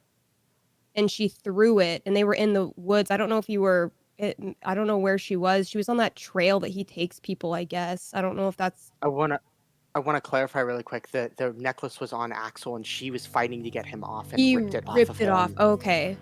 She So ripped he it off had- of him in like the sky. Got like it. Yeah. So yeah, she had told me that when she was trying to get away from him as he was trying to kiss her, she accidentally ripped off this necklace from him as she was fleeing. And when you talked about a necklace, that's immediately what I thought about when she was telling me. I don't know if I that's at all mean, the same thing. Like it could be Axel's necklace. yeah, I mean, it's literally the only clue we have. It's the only thing we have to go on. Like here, and I like take it off my wrist and I like pass it around for like take a look. Like it just looks like a stone, but like when we were in danger, it just froze. I don't even know if I could do it again. Like, see if you guys feel anything. And I like pass it to Charlotte. I hold it and I look at it and I just kind of like twirl it in my hands and I'm like, it looks just like a regular stone. This is so weird. But I feel thought how it was like an amethyst. it's a really nice stone. It must have cost a lot of money. It's big, it's heavy, it's set It in a really stops time. Yeah, Harmony. I hand it probably over pretty to expensive. Maya and over the Okay. seat to Maya so she can check it out. Okay, I'm really eager to look at it because I've been in so many meetings with my parents and with the committee for this summit, and I have seen Axel so many times, and I look at it and I am just freaking out because this is it, guys. This is Axel's necklace. You saw it on him? You've seen it on him? I've seen it on him.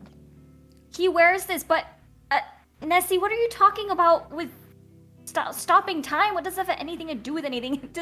That doesn't make any sense. Are you playing a joke on us right now? This is not the right time. Maya, calm down. I don't think she is. It's for real, Maya. I promise.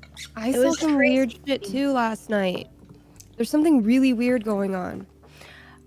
I know you're the last person to believe in any of this, Maya. Like, I get it. I know.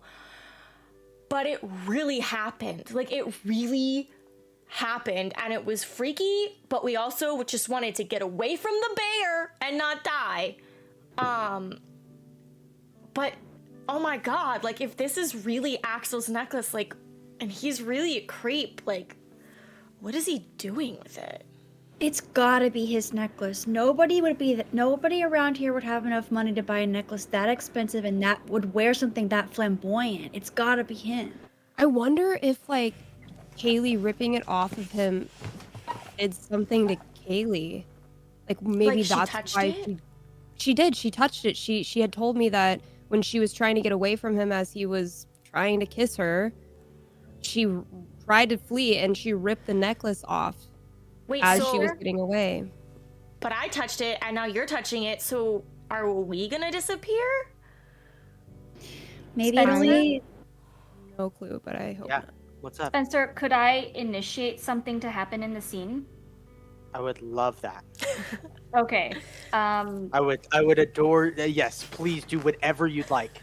Okay. So as we're all having this conversation in the car, driving, and we're all freaking out, or I'm freaking out, and you're all trying to calm me down, a little skunk runs across the street, and Harmony doesn't see it, or she does see it. She does see it, but like at the very last minute, and she kind of swerves and and then Harmony, go and roll flight for me. Go and roll flight for me. That's to like avoid this thing, right? Okay. That's a 2. Yeah, so that matches.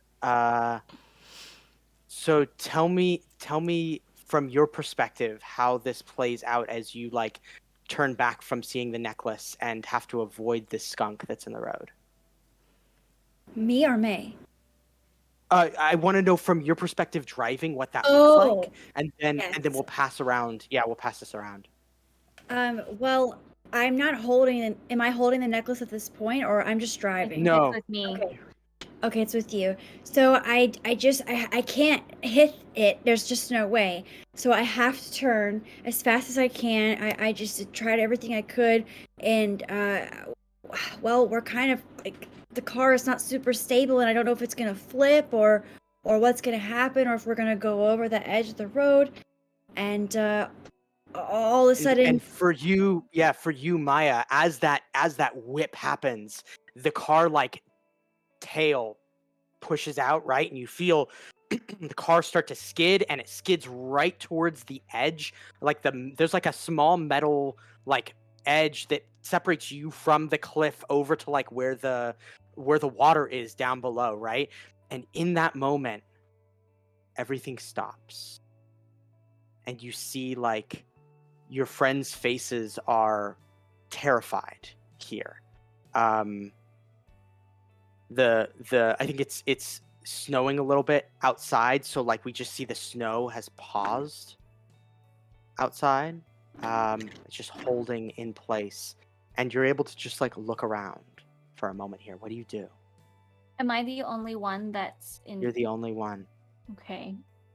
I'm just freaking. First we're spinning, and I'm just, wow, just, oh my god, and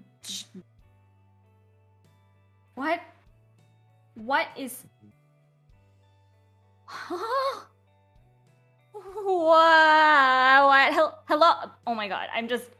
Why is no one Freaking moving? Oh my god! There's just. This is not real.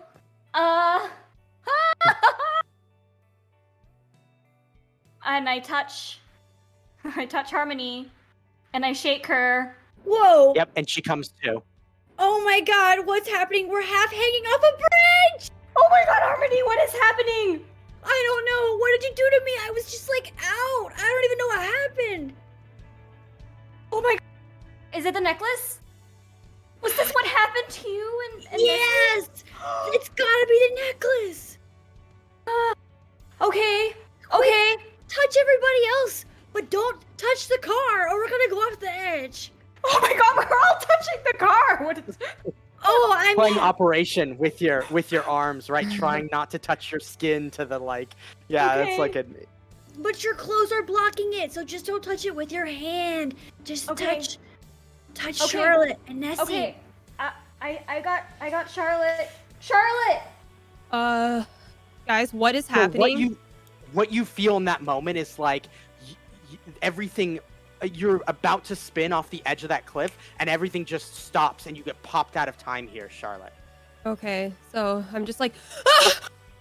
Guys, what is happening? Holy shit! Yeah, don't make any sudden movements. We kind of need to get out of the car as carefully as possible. See. Nessie, I can't reach her. Hold on. Okay. How do we get out of the car without touching the car? Well, Do you have gloves? I mean, we can touch it. You just can't touch it as long Okay. as with your Okay. hand. Okay, got it. Can you guys come and get me and open the car so I can go get Nessie? Yes. Okay. Okay. I'm crawling out of the car. It's like half hanging over the little barrier that in the embankment. I very carefully get out, and the car is teetering precariously, and we open the door in the back seat or you're in the front passenger seat, aren't you? Yeah. I open all the doors as we go around so everybody can get out without touching anything, and the door is free. Okay. And then I walk really carefully out. I'm shaking. It is cold out. This is so scary. This is so crazy. But I walk towards Nessie. And I touch her. Oh, what a rush! Oh my god, what just happened? Did we do it? Did you do it? Did it happen again? Oh my god, Nessie, you were right. I know! I get out of the car and I'm like, can we I don't know, pull this out of danger? Are we can Maybe all have together. So Charlotte decides to start just pulling the car from the bumper and gathers everybody else around to start pulling and looks at Maya and just says, get away, don't touch the car. Okay. Go ahead. Let's Go ahead and stand over here. everybody who's doing that make brawn checks for me. Okay. And we have a +1 for Braun. Oh, right. Thank +1 to you. brawn. Great, because I have such a low number. 9's pretty good. 9 for Vix. Great. My total is 4. with a 9. That's my highest. That's okay. A 9. The other one's got 9 and a 6. So that's pretty good. So you're able to grab a hold of the car and pull it just off the cliff edge here. While everything is still around you, we get you're having to pass through the snow to do this. You grab a hold of it and pull it up, and it's now sitting off of the edge. What do y'all want to do? Sit down and take a breath. Harmony, do you have any snacks in your bag? Oh, God. Yeah, but we gotta eat him while we're on the road because we gotta get to his house. Time is of the essence. Okay, wait. This dude, knows he lost this necklace, right? And if he knows it has this power, he might be looking for it and, not be really nice about anyone else who has it. We do not want to get caught by this freak. Guys, I think I should tell you this now. I have my pepper spray, so I feel like we're safe a little bit, maybe. I'm going to spray him if he tries to attack us. I love that. And I have holy water in case he's a vampire. Let's go. We are safe. We are going to be fine. It's going to be fine. Is time still frozen? Time is still frozen. Okay. So what do we do? How do we make time not frozen anymore? Nessie? Harmony? We kind of just ran away from the bear, and then. And as you say that, boom, the whole world resumes, and the car that you pulled up onto the ledge still has the momentum that it had. So it hits the side of the... Yeah, it's like pulled up, but it's still moving. So it hits the side of the gate, flips over, and tumbles down into the water. Oh my god, my Oh, sister's gonna kill me. I mean, she'll be glad you're not dead, though, right? Just be like, oh. I'm better off dead. Oh god, I'm so sorry, Harmony. Okay, at least we're not inside. I mean, does How she care far? about animals as much as you do? It was for the skunk. True. At least he's alive. How far away are we, Skunk Maya? the skunk wanders wanders into the forest. Since you all are out near it, yeah. You all are actually pretty close. You're getting close to. You're probably within like a quarter mile of where you need to go. Okay, cool. Let's just walk the rest of the way. That way it'll be more stealth. Yeah, totally. But like, extra special important to not get caught because we can't move very fast away from him. Why? Oh, because we don't have a car. Yeah, we don't have a car, so let's just be really extra careful. Man, this is probably just like...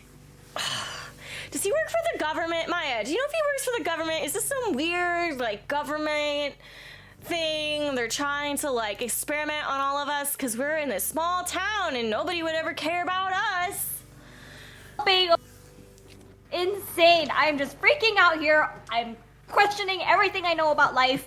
Okay. Oh, I would like to go over to Maya and try and, like, comfort her.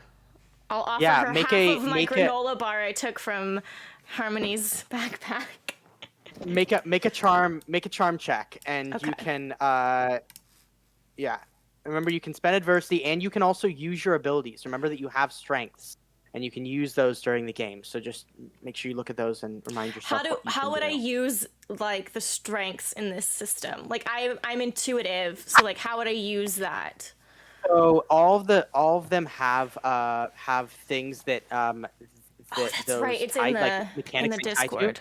So yeah. That's right. So intuitive, you may spend one adversity token to ask the GM about your surroundings, an NPC or the like. The GM must answer honestly. So you can just spend tokens to like intuitively know stuff. Right, and we got 2 adversity tokens at the start. Was that right? At the start, yeah. Okay. Well, I guess nothing I have will help in this situation. So. That's okay. You can just roll charm. Yeah, I'll just roll charm. I don't have a very high. Okay, it's out of 6, if that matters. That's my charm. Doesn't matter what it's out of necessarily. It would only be if it hit the maximum, it would explode, right? So that's the reason why I would not want to know what it is. But May, I want you to roll your grit for me, because grit is your mental fortitude. So we're gonna take the combination of those 2 stats. That's a 9. Okay. Yeah, I think a 9 is enough here to pull her back just a little bit. So tell me, Maya, what is there's a weird relationship between you and Nessie, right? What is it that she does here that brings you back from that like point of break almost? See, just the act that she is that is her and not anyone else reaching out to me is kind of touches me, because in our history we haven't exactly been the people who have gotten along the best. So it's just a little bit jarring, but like I'm seeing that, oh, you actually care about me. And I kind of step out of my head a little bit. Okay, I'm okay. I think I'm okay. I'm okay. Do we need to do math problems to like get you grounded? Like, what do you need? What do you need? No, I think I'm fine. Okay, all right. Okay, we got this. Let's go. We're running out of time. All right. Right, we cut there to the cabin. that he's staying at. We see one of the lights is on in the upper level here, but everything is still and silent as you approach. It's like a 2-level, beautiful wood cabin, sort of away from all of the others. There's smaller cabins that are spread out about in this area that the rest of the people who are at the summit stay in, but his is like the grand one, right? Sort of in the center and is easily recognizable as the place that he would be kept. What do y'all want to do? How close is this cabin to the creepy government ruins? It's like very close. Okay. All right. I look around at everybody and I go, so do we just walk up to it and knock on the door, or do we want to just, what do we do? How about I go up and knock on the door as bait? Like I'm trying to come over and be like, hey, or is that a bad idea? I mean, it's not great, but I don't It's an idea. know what else to do. I can give you the pepper spray and maybe I could also go up there as a ruse to say that it's about work. It's about the summit. Ooh, That's a good idea. that might be better. He's you want- he's seen you before at his right or I don't know if he's seen me before. I've seen him so many times. Have you ever know been idea. in this cabin? Like, do you know its layout? No. I mean, let's just creep around the perimeter at first and look for clues. Like, from what I've always read and watched, like, you know, he doesn't seem like a mastermind. Like, if he's kidnapped her, like, maybe there's a sign somewhere on the outside, and maybe we could, like, That's a great gently idea. call her name. Or, oh my god, we could try and scare him. We're near the spooky spot. If we freak him out, maybe he'll, like, run out of the cabin and, like, run away to town. Or, like, freeze him. I don't know. I don't know how to make that I work. was just thinking though. that can we freeze him? It seems to only work, though, when we're, like, about to die. I don't really know how to orchestrate that. how about you take it with you to the house, get inside, and start asking him questions, and if things get dangerous, you have the necklace there to stop time. I think this sounds like a pretty solid idea. Mm-hmm. I mean, yeah. I, like, wish we had time to, like, set up traps and stuff, because that would be super cool. But, yeah, for, like, what we have, I think this is pretty good. Okay, let's do it. Good luck. Be safe. Yeah, we'll be right out here. And take the mace too, just in case. Mm-hmm, take both Okay. of it. Okay, I have the mace. I have the necklace. Okay, I walk towards the cabin. And I look back. And I'm just, okay, no, I can do this. Okay, I knock on the door. While There's a moment. she's waiting for him to answer, Charlotte looks down, messages Jeremy, says where they're at, and just says, hey, dude, if you have any, like, way to get over here just for backup, like, please do. Good And then call. just hit send. Great. Yeah, and I want to, like, creep around the outside looking for clues while she's inside. Yeah. The door opens, and Axel stands there in front of you, shirtless. And his hands sort of like are on either side of the door, like cut off about here, as he's holding it. He's a big dude, and he goes, "Hello? Hi. What? What can I uh, help you with?" Oh wait, you're Maya. Yeah. You're Maya. You're Lacey and Adrian's daughter. Yeah. Wanted me to stop by. I know this is kind of not normally our protocol. We usually do things in our meetings, but You this see is- him loosen up a little bit. He's like, "Yeah, whatever you need. What's up? What can I do for you?" Yeah, is it okay if this is pretty urgent because we had to go through something about the agenda with the auditions coming up soon. And my parents just wanted to clear up some details. Is it okay if I come inside?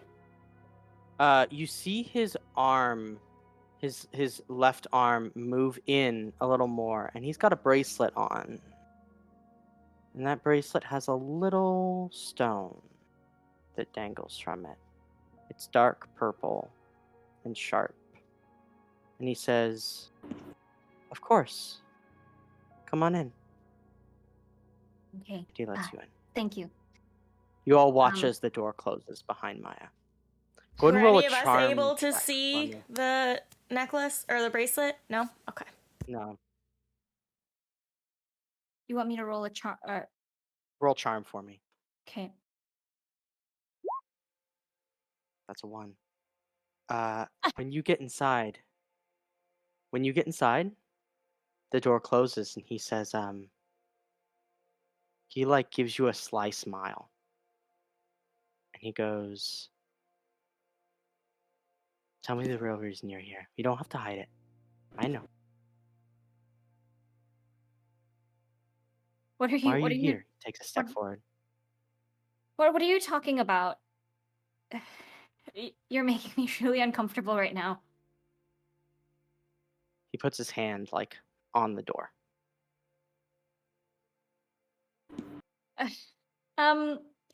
This is. Can I dodge? Can I dodge out of his? You can use flight. Yeah, if you want to use Yeah. flight. I want to dodge away from him into the room. Yep, go ahead and roll flight Okay. for me. Flight. It's a 6. Yeah, you scoot out and around him. Okay. He says, "You don't need to be scared. Look, girls do this all the time to my cabin. They come and they knock on the door and they want something from me, but you don't need to be worried. I know what this is. Do you want water or something? Can I get you like something to drink? We have like vodka and like other things too if you want." Can I get an orange juice, please, with ice? He smiles at you. "Interesting. I like that. Yeah, I'll be right back." And he ducks into the kitchen. Okay. Can I look around the house, the cabin? Yeah, roll with brains. Roll with brains. Okay, brains. What are you Brains is looking my for here? highest dice. I'm looking for Kaylee. I'm looking for any signs that she might be in there. 13. What you see is a key card that looks like it goes to like some sort of facility door Okay. sitting on the counter. Okay. He yells out from the kitchen, "You sure you don't want anything else in this? Like I have like, I don't know what goes well with orange juice." He's like shuffling. You hear him like clinking through some like bottles. Champagne. Yeah, sure. Put whatever you want in it. I'm just trying to buy He myself says, time. "Whatever I want." Okay. Yep. Mhm. You hear him like pop a cork. What do you want to do here? I grabbed the key card. Yep. Uh, It's grabbed. oh my god, what do I do? You hear him clinking glasses, and he's like, "All right, here it comes."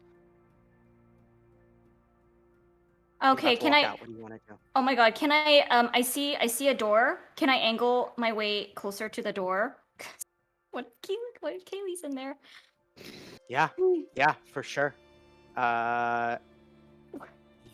ahead and make a grit check for me here.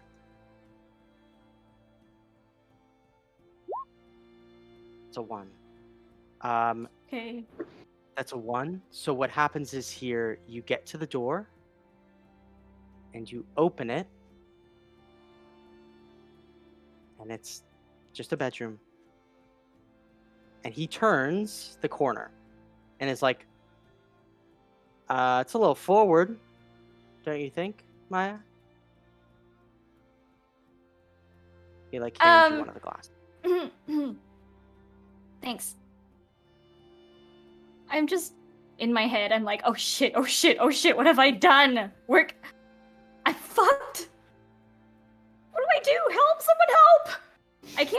scream. I can't blow my cover. I go with it. I don't know how much more I can go with it, but I go with it. Don't forget you have pepper spray. Oh my god, I have pepper spray. He pushes the door open a little more and is like, look, if that's, I mean, I'm not, and he like clinks the glass on yours and walks into the bedroom. He walks to the bedroom. He passes you and walks into the bedroom. Walks into the bedroom.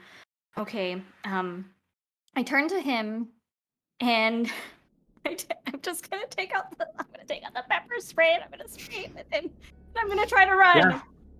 Yeah. Roll flight for me. Oh god. That's a 5. So, here's what happens. You pulled out, and he's like talking to you, right? He's like rambling, has his glass, turns around, sees you holding it, is like, the fuck is that? And you spray it? I try to hold it. I try to spray. I haven't sprayed it yet. What is my? Okay. Do I actually get? He goes, what the fuck? What are you doing? He's like, put that down. What are you doing? I'm not a bear. Like, I'm not gonna hurt you. I'm sorry. No, I didn't come here for what you think I came here for. But I'm just going to leave right now. Okay, and you're going to let me. Confused.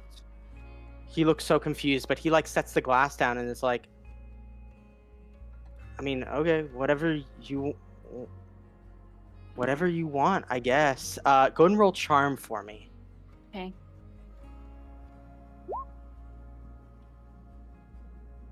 It's a 5. In this moment, he steps forward towards you and is like, he like sort of grabs you by the shoulders, just gently, like puts his hands on your shoulders, pepper sprays right at him, and he's like, I'm not gonna hurt you, okay? You don't need to worry. He's like, if you didn't want to be here for that, that's fine. He like lets you out. And as he does, he notices the key card is gone. You see him clock the card. And he turns back to you. And he goes,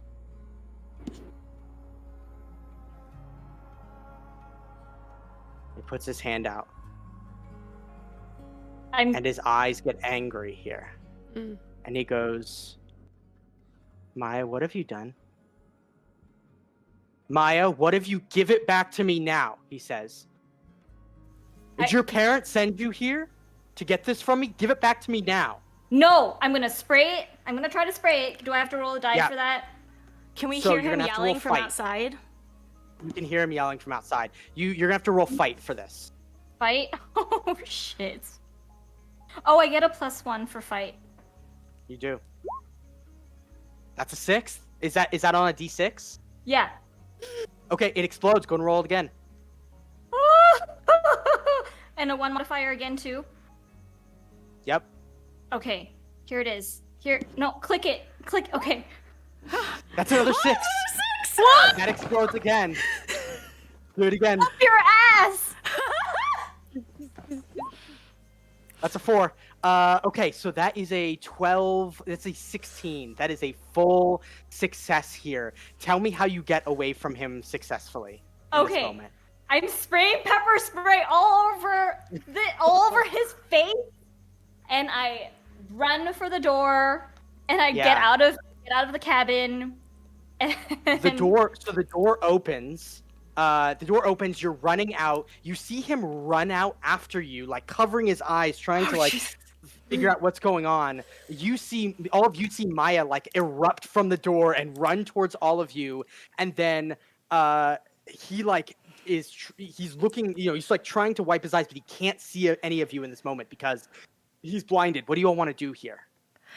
I want to use one of my adversity things to treasure hunt and see if I can find anything weapon-like around the forest. Yeah.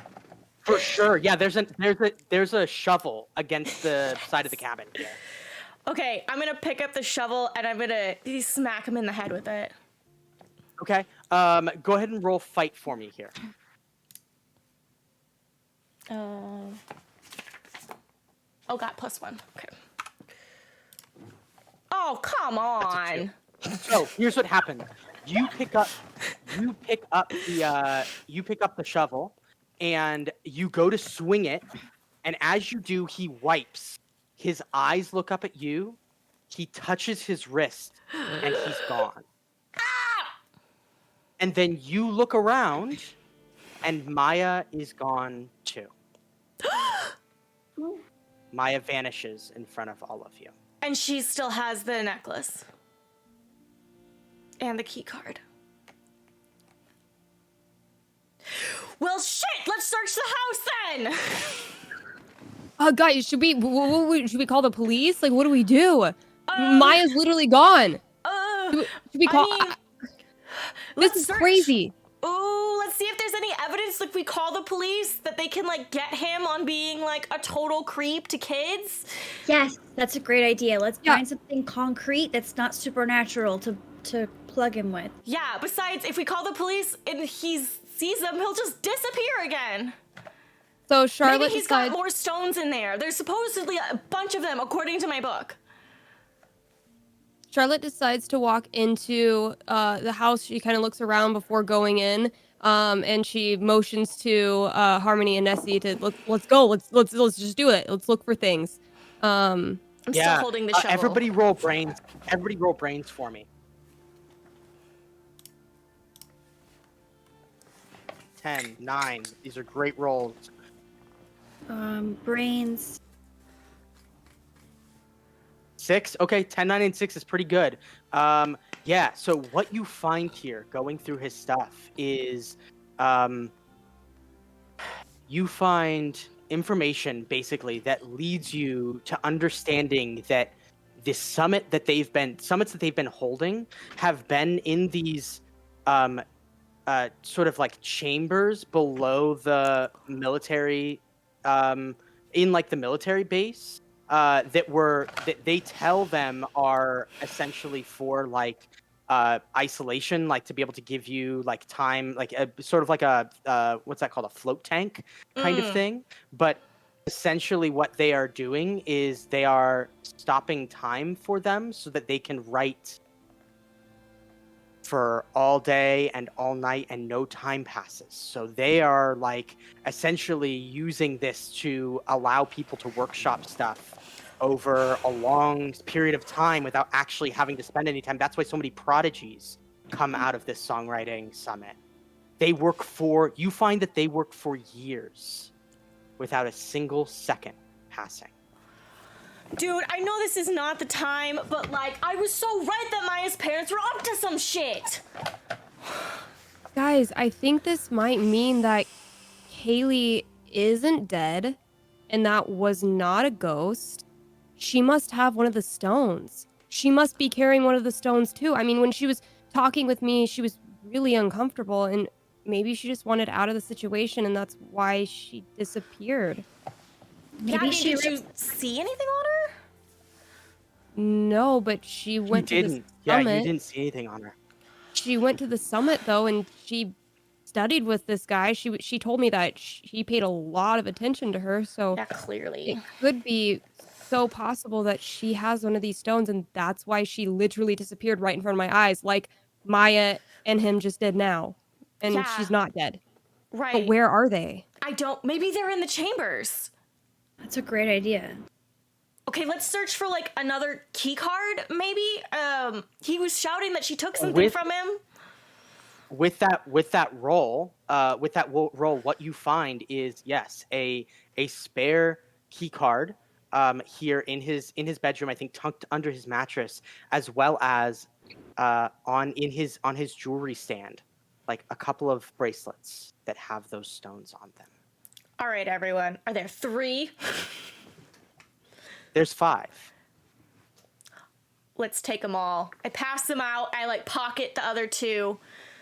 This guy doesn't get any more magic stones. Do we know? Wait, Harmony, do you know where this bunker is? Nessie, do you guys know where this is? The. I mean, it's got to be underneath the creepy military base, right? I guess that's where we're going then, yeah. I think it's pretty close to here, right? Yeah, we're not far. Really hope Maya's okay. Me too. She still has the We pepper cut spray. right there. Yeah, we cut right there to Maya. Maya, you are, you blinked, and all of a sudden you were in darkness. As your eyes start to adjust here, your heart starts to pound. And you see you're inside of some sort of like cave, like excavated cave area, and you've been locked to the wall here. And as you come to, as things start to like make sense for your body again, you realize that you're not where you were before, and everything stops around you. There's drips from like down the walls that just stop. There's lights, like a fluorescent light that was kind of flashing that all of a sudden is just solid. But in front of you, still moving out of the darkness, comes Axel.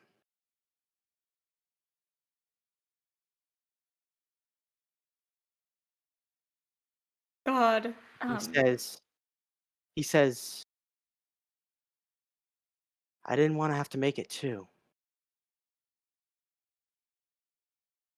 You feel pressure on your shoulder, and you look over and see Kaylee is there next to you, frozen in time. What did you do to Kaylee? What did you do? He shakes his head. I didn't do anything.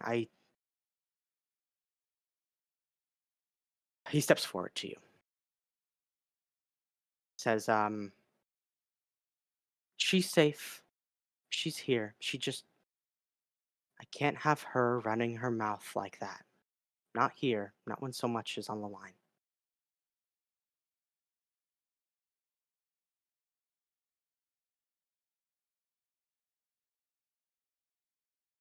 Anyone will hear me? Can I scream? I scream. You can scream.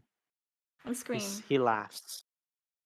And he says, and gestures to the frozen world around him, and says, it's a desert. It's just you and me here. And he motions to the stone. Just you and me. And we cut out of there. Come back, the three of you, making your way towards that facility. Harmony, Before we left the Yes, go house, ahead. can I have like told the other two to find something they can use as a weapon? Sure. Yeah. So I've got my shovel. You can pay another adversity token, and you can just get one automatically. And then I'm sure that there's like, something around. There's two weapons there, and then whoever doesn't take that one that you find, roll a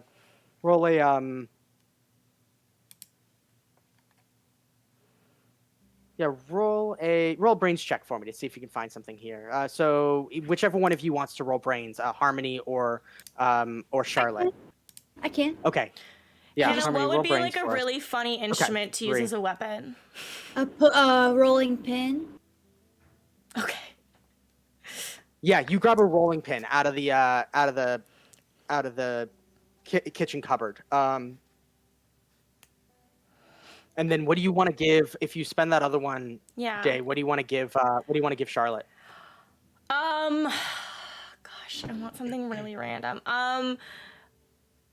I'll give her a frying pan. Okay, cool. So we got a frying pan, a rolling pin, and a shovel. Yeah. We see you approaching the the old facility here. Harmony, you or Hannah, you were the one who came up with this. So describe for me what this looks like as you approach. The military ruin? Yeah, Yeah. it's like a cliffside. If you guys have ever been to San Francisco, there's like an abandoned military there that's cliffs. It's kind of similar to that, where there's just a bunch of ruins of lookouts and hideouts and cannon turrets, like gun holders, and everything's really overgrown with vegetation and weeds. There's graffiti everywhere, and there's clearly like some people like that are like vagrants that are like camped out there. It's like kind of a crazy spot where like people from the wrong side of the tracks and like reckless partying high school affluent kids go party. Yeah. Yeah, so we get you passing by these people. One of them ducks their head out of the tent, curious about what you all are doing there, but doesn't bother you. You enter the interior of this space.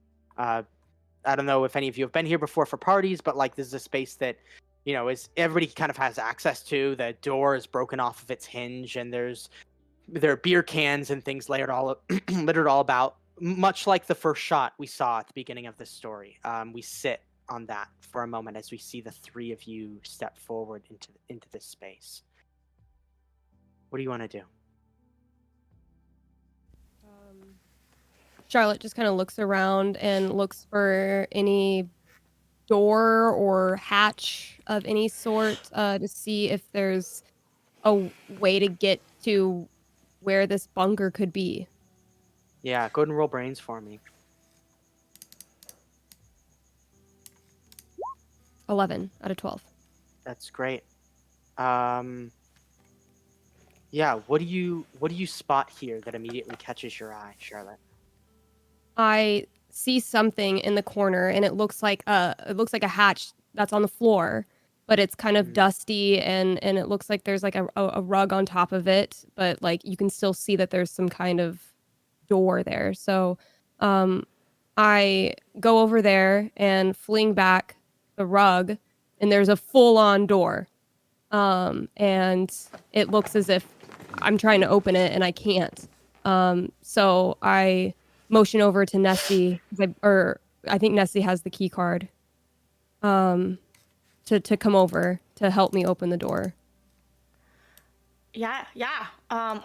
I'm there. I'm right there by her side, seeing if there's anywhere to put this key card. You notice the rug as it pulls out that like the space around it is really dusty, but this actual keypad looks fairly new, right? And it has like a code that you can put in, but it also has like a spot on it where you can scan a thing. And as we watch you reach down, Nessie, and scan that key card, you hear the door unlock. Charlotte backs away really quickly and pulls Nessie like by the freaking shirt, by her like collar, and just we fling back. I look at Harmony and I'm like, Harm, do you still have that camera?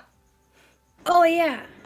All right, take pictures of this shit. Let's get their asses. The door locks again. Oh shit, it's timed. Okay. I swipe it again, and then this time try and like pull or push it open.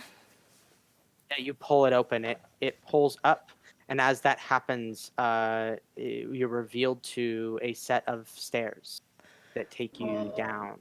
Take a picture of the stairs. Take a picture of the stairs. Oh my god, this is we get a flash. So wild. Oh my god, actual government conspiracies. I knew I was right. Okay, not the time. Okay.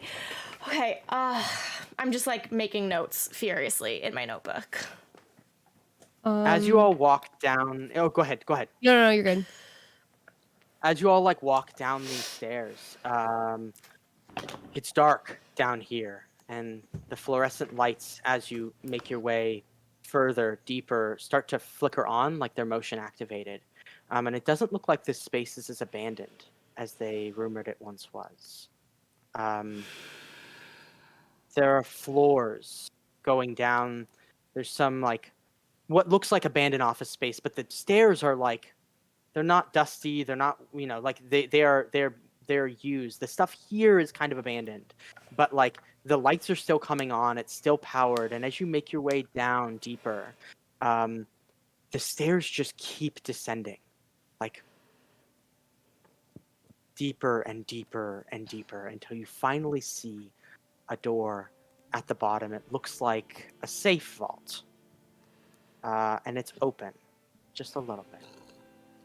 What do you all want to do? Can I see if I can hear anything from the other side of the door? Yeah, you want to go up to the door and see if you can listen? Yeah, without opening it. Yeah, go ahead and roll. Go ahead and roll. Let's see. Go ahead and roll charm for me since you're trying to do something social here. Okay. An 8 out of 10. It's an 8. That's pretty good. So you hear like the faintest murmuring of a male voice. And then you get a ping. Ping. On your phone. Shit. I look at my ping and it's Yeah, you see the bars dropping as you descend deeper. And I'm losing signal. Is that why it's pinging? Yeah. Oh. No, it's pinging a message. It's pinging a message. Okay. It's from Jeremy, but you're losing signal as you go down. Like it was one last message came through, like through shoddy reception before like you lost all reception. But it's Jeremy. He says I'm on my way. Guys, Jeremy just texted me and he told me that he's on his way. So Here or to the house? I'm gonna text him real quick and let him know that we went to the bunker. So if anything happens, hopefully he'll be outside. But I don't think I'm gonna have any more service if we go deeper. So let me just text him and go run up the stairs. Do what you gotta do. Okay.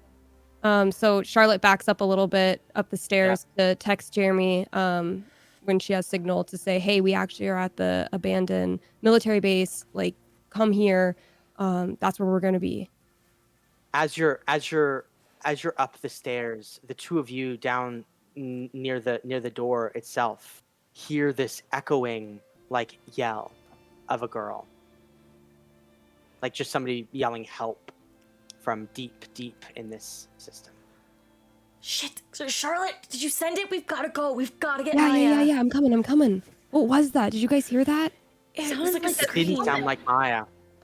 It didn't sound like Maya. It sounded like somebody else. Maybe it's Casey. Kaylee? Kaylee? Harmony, you sorry. have too many friends. Okay, Perfect. yeah, okay, well, whoever we could save. Can you text Jeremy to, like, also maybe call the police? Maybe now's the good time? Yeah, I did. I told him. Okay, I told him. okay. I said to get the police as well. So we're all set. He hopefully should be here in about 15 minutes or so. Okay, cool. We've got our weapons. We all have crystals, so Let's should go. we go? Yeah. Okay. I'm gonna try and, like, open the door with the shovel more, like. You hear it creak open, and that creak echoes through the entire cavern here. Okay. And then there's silence. You hear the dripping of water from the ceiling. Would we have a flashlight in the backpack that Harmony took? Sure. I took, like, when we were searching for cryptids. Yep. Absolutely. Yeah. You could have flashlight. Okay. So you pop guys, those out? Busted out the flashlight. Okay. Nah. I'll go first.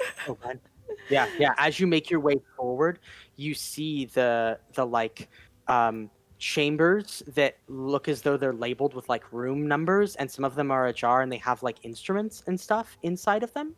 And as you make your way further down this hall, I'm changing the music because this is way too happy. Let's do this one. As you're making your way down this hall even further, it opens up into this like bridge.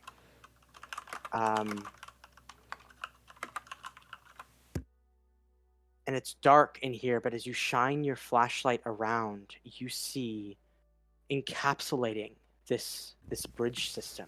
It's this entire like tunnel, head to toe, top to bottom, of those sharp crystals, and they're like 100 feet above you, 100 feet below you, 100 feet to the left and right of you. It is a large cavernous space. It's not as though you can like reach out and touch them, but what you do see is that there are little fireflies, little pieces of paper. There are small. There are like there's like a set of keys, frozen in time down below as they reach the like crystals that are there. So as things move deeper into that chamber, they actually like just stop in time.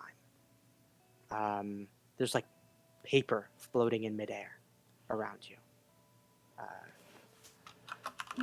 The space here is otherworldly in that way. There's a single light at the end of the tunnel.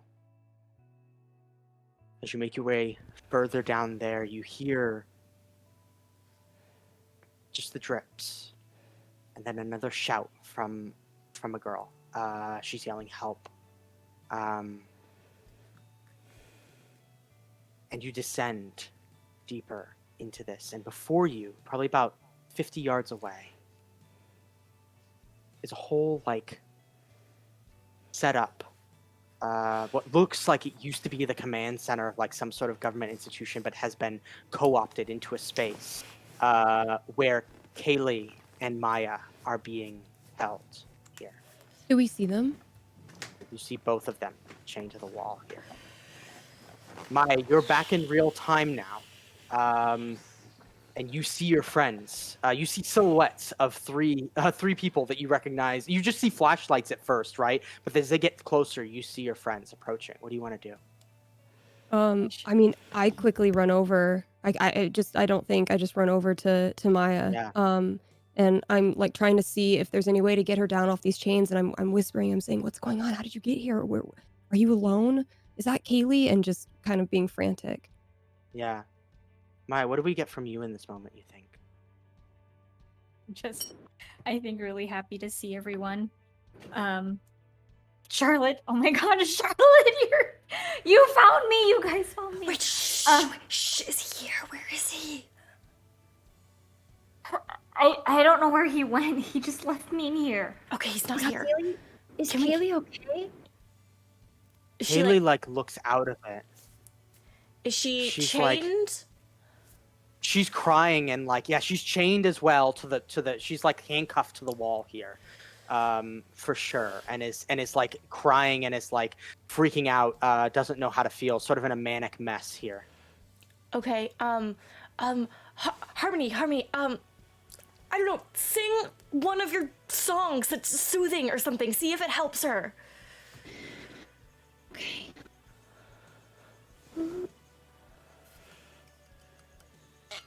I think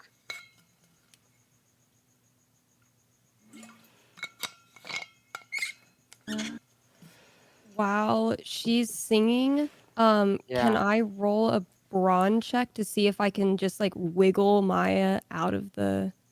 Yeah, for sure. I think as you start to do this, and as Harmony starts to sing To this, guard them you with the see- shovel. you see life in Kaylee's eyes start to come back, and she starts to hum too. And I think we get her starting to sing as well, her song that she sang at the start, and we get the original like music, the song that she was singing from the very beginning, as you two are like singing that together to keep her calm. And we get this like nice moment of peace after God knows how long. And she looks up at you and she's like, "How did you find me?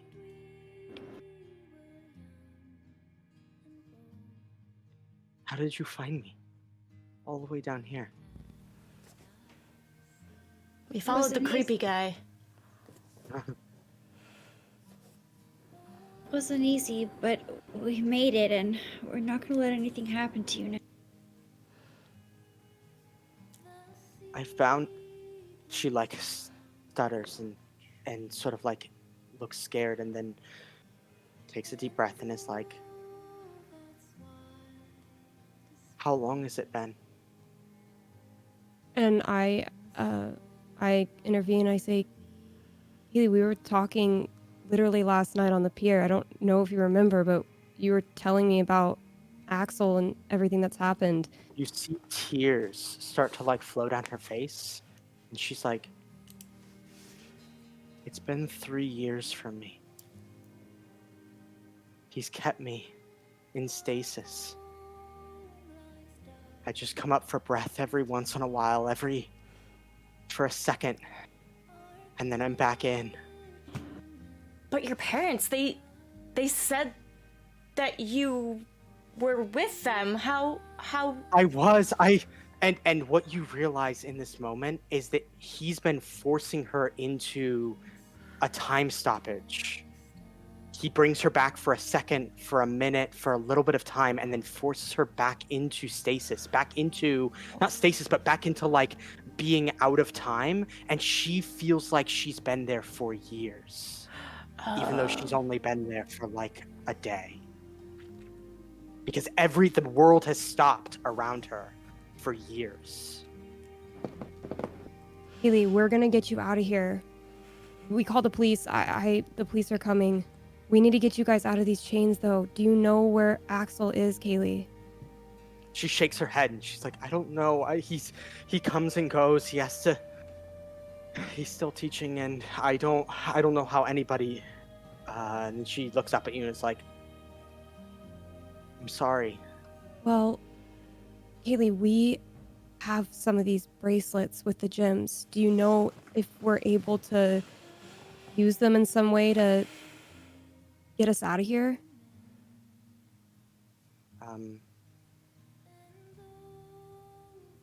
I think she reaches out and puts her hand out and is like, if we can control it, maybe that gives us a chance.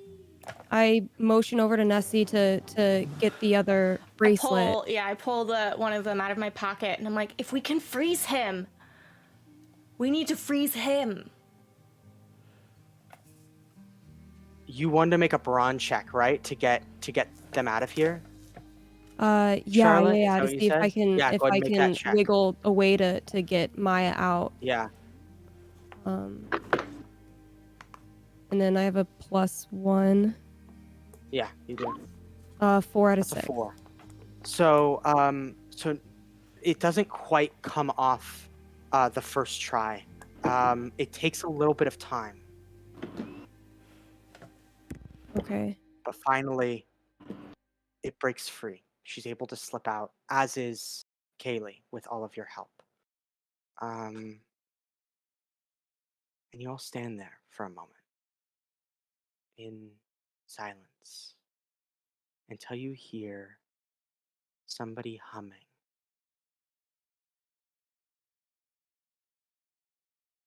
And as you turn, I brandish my see my shovel. a man. You see a man walking down this hallway towards you, backlit by the lights from that further hallway. I'm gonna shine my flashlight on him. I'm not doing any of this creepy shit, dude! And I shine my flashlight on him. You see Axel, and he puts his hands up. And he's like, ladies, nice of you to join us. And his bracelet dangles. He says, I don't want to have to hurt any of you. Believe me, that's the last thing I want to do. And he keeps walking towards you. Could have fooled us. And I say, you already did because you let me down as my rock hero. I just kind of like, He says, dear, you don't don't let all of this come between that. Music is everything. That's what you told me. Dude, you're a mega creep. What the hell? Even good music doesn't excuse your action. And just so you know, Axel, the police are on their way. So you need to let all of us go right now. He's like scoffs. And he goes, right. How fast do they get here? And reaches over and touches his arm. And he vanishes. Guys, Kaylee, I do you... say Sorry, you go, Katie, go. Guys, I say we just get out of here. We just get out. Yes, Let's leave. just go out. Let's run. Let's go. I mean, Jeremy Yeah. should be there, and the police are probably there as well. Yeah. Kaylee, do you have any idea where he goes when he disappears? Like, does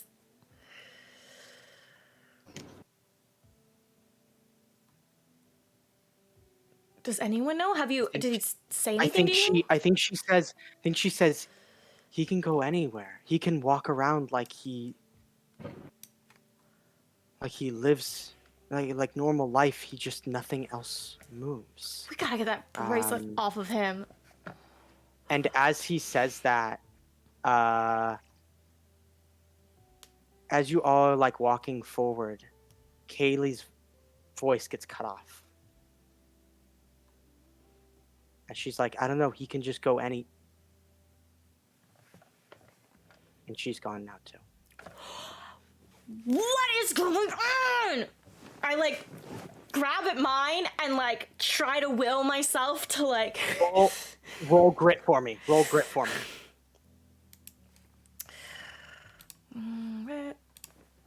7. 7. That's a 7. There's a vibration under your hand. You can feel the bracelet starting to hum. And it hurts for a moment. You feel like this, like, it's almost like your whole body is vibrating. And then you snap into time out of time. And you're standing there with him dragging Kaylee. And he looks back. Did my shovel come with me? Did. Yes! What do you do here? How far away from me are they? They're like maybe 50 feet, and everybody else is frozen around you. That's so far away. Okay, God dang it. Remember, you can touch them and bring them too if you want. Oh, right. I bop them all. Yep. We get, as each of you hop into time out of time. For the first time, not through, I mean, it's kind of through life or death, but not through, like, through something controlled instead of something out of your control. And I think he sees all of you coming towards him with your weapons, realizing that you now harness that power too. And he drops her and he runs. I'd like to throw my bottle of holy water at him. Great, roll fight for me. Oh my gosh. Okay.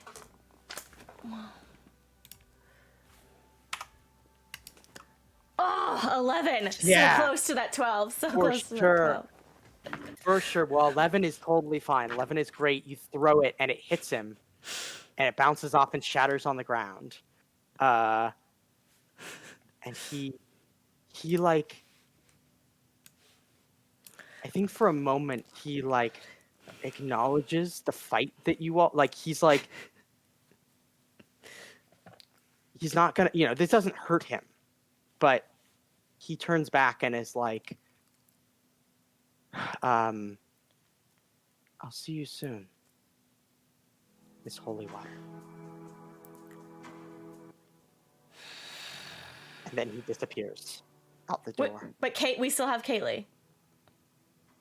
She's on the ground in front of you. As that happens, boom, all of you fall back into time. And you hear the sound of sirens above you. a figure comes running down towards all of you. And as you shine your flashlights towards him, you see that it's Jeremy, and he just tackle hugs you, Charlotte. Dude, I'm so glad you're here. Seeing everything. I'm so glad you're here. Are we inside still? Are we You're so still Jeremy came inside that down? like chamber with he came down with the police. The Okay. police are now swarming the place. There's like Awesome. flashlights and they're coming down and like picking up everybody, but you two have a moment here. Okay. I just I hug him and I say I'm so glad to see you, Jeremy. Thank you so much. And I just hug He's him like again. crying. Yeah, he's just like hug him really crying, seeing tight. everything. And he pulls back and he kisses you on the forehead. And then like holds you.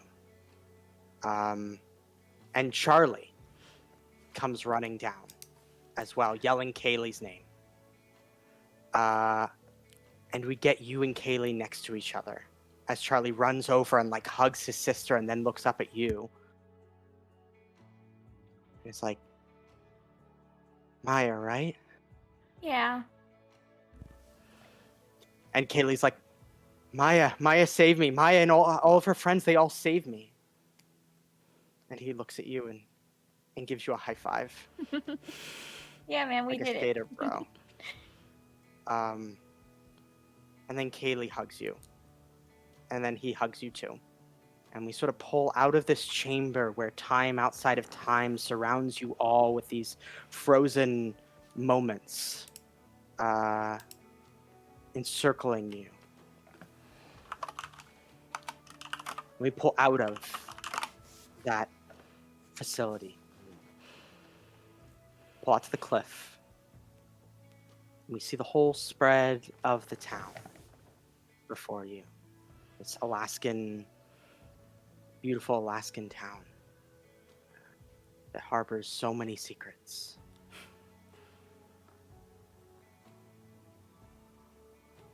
And then we land. We land on all of you, and we get 1 week later.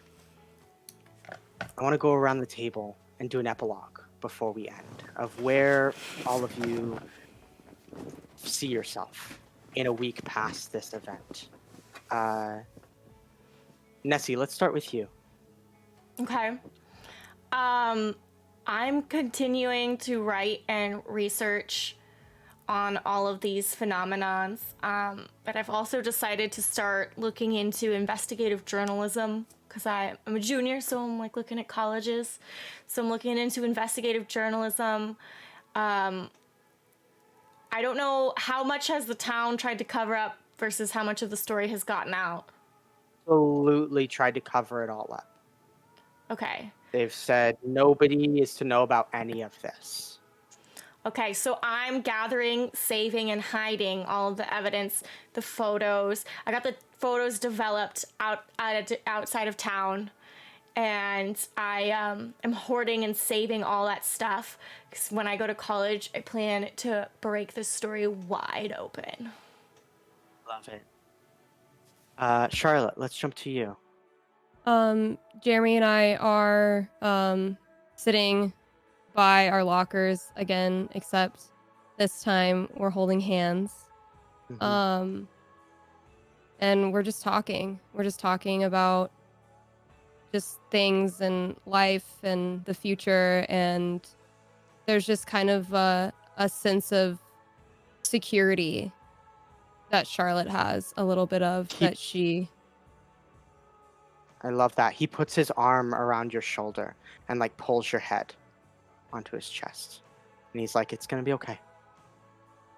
We're going to make it together, okay? I know. I'm glad I have you. You too. And he like pokes your face. We get over to Harmony here. What's Harmony doing? I started playing music with Kaylee, and Oh, yes. we're starting a band, and it's all about making the scene safe for women from predatory male musician, and I'm also joining the Eco Warriors with Nessie, I love and learning that. You're and playing music, yeah. learning how to like joining the Eco Warriors, like that sustainability team that the town has, like to help save Yeah. animals, and yep.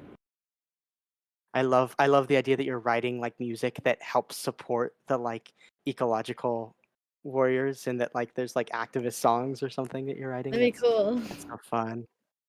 Um, and finally we land on Maya here. Maya, how's this changed you? I think out externally, not much has changed with Maya. She's still the same girl.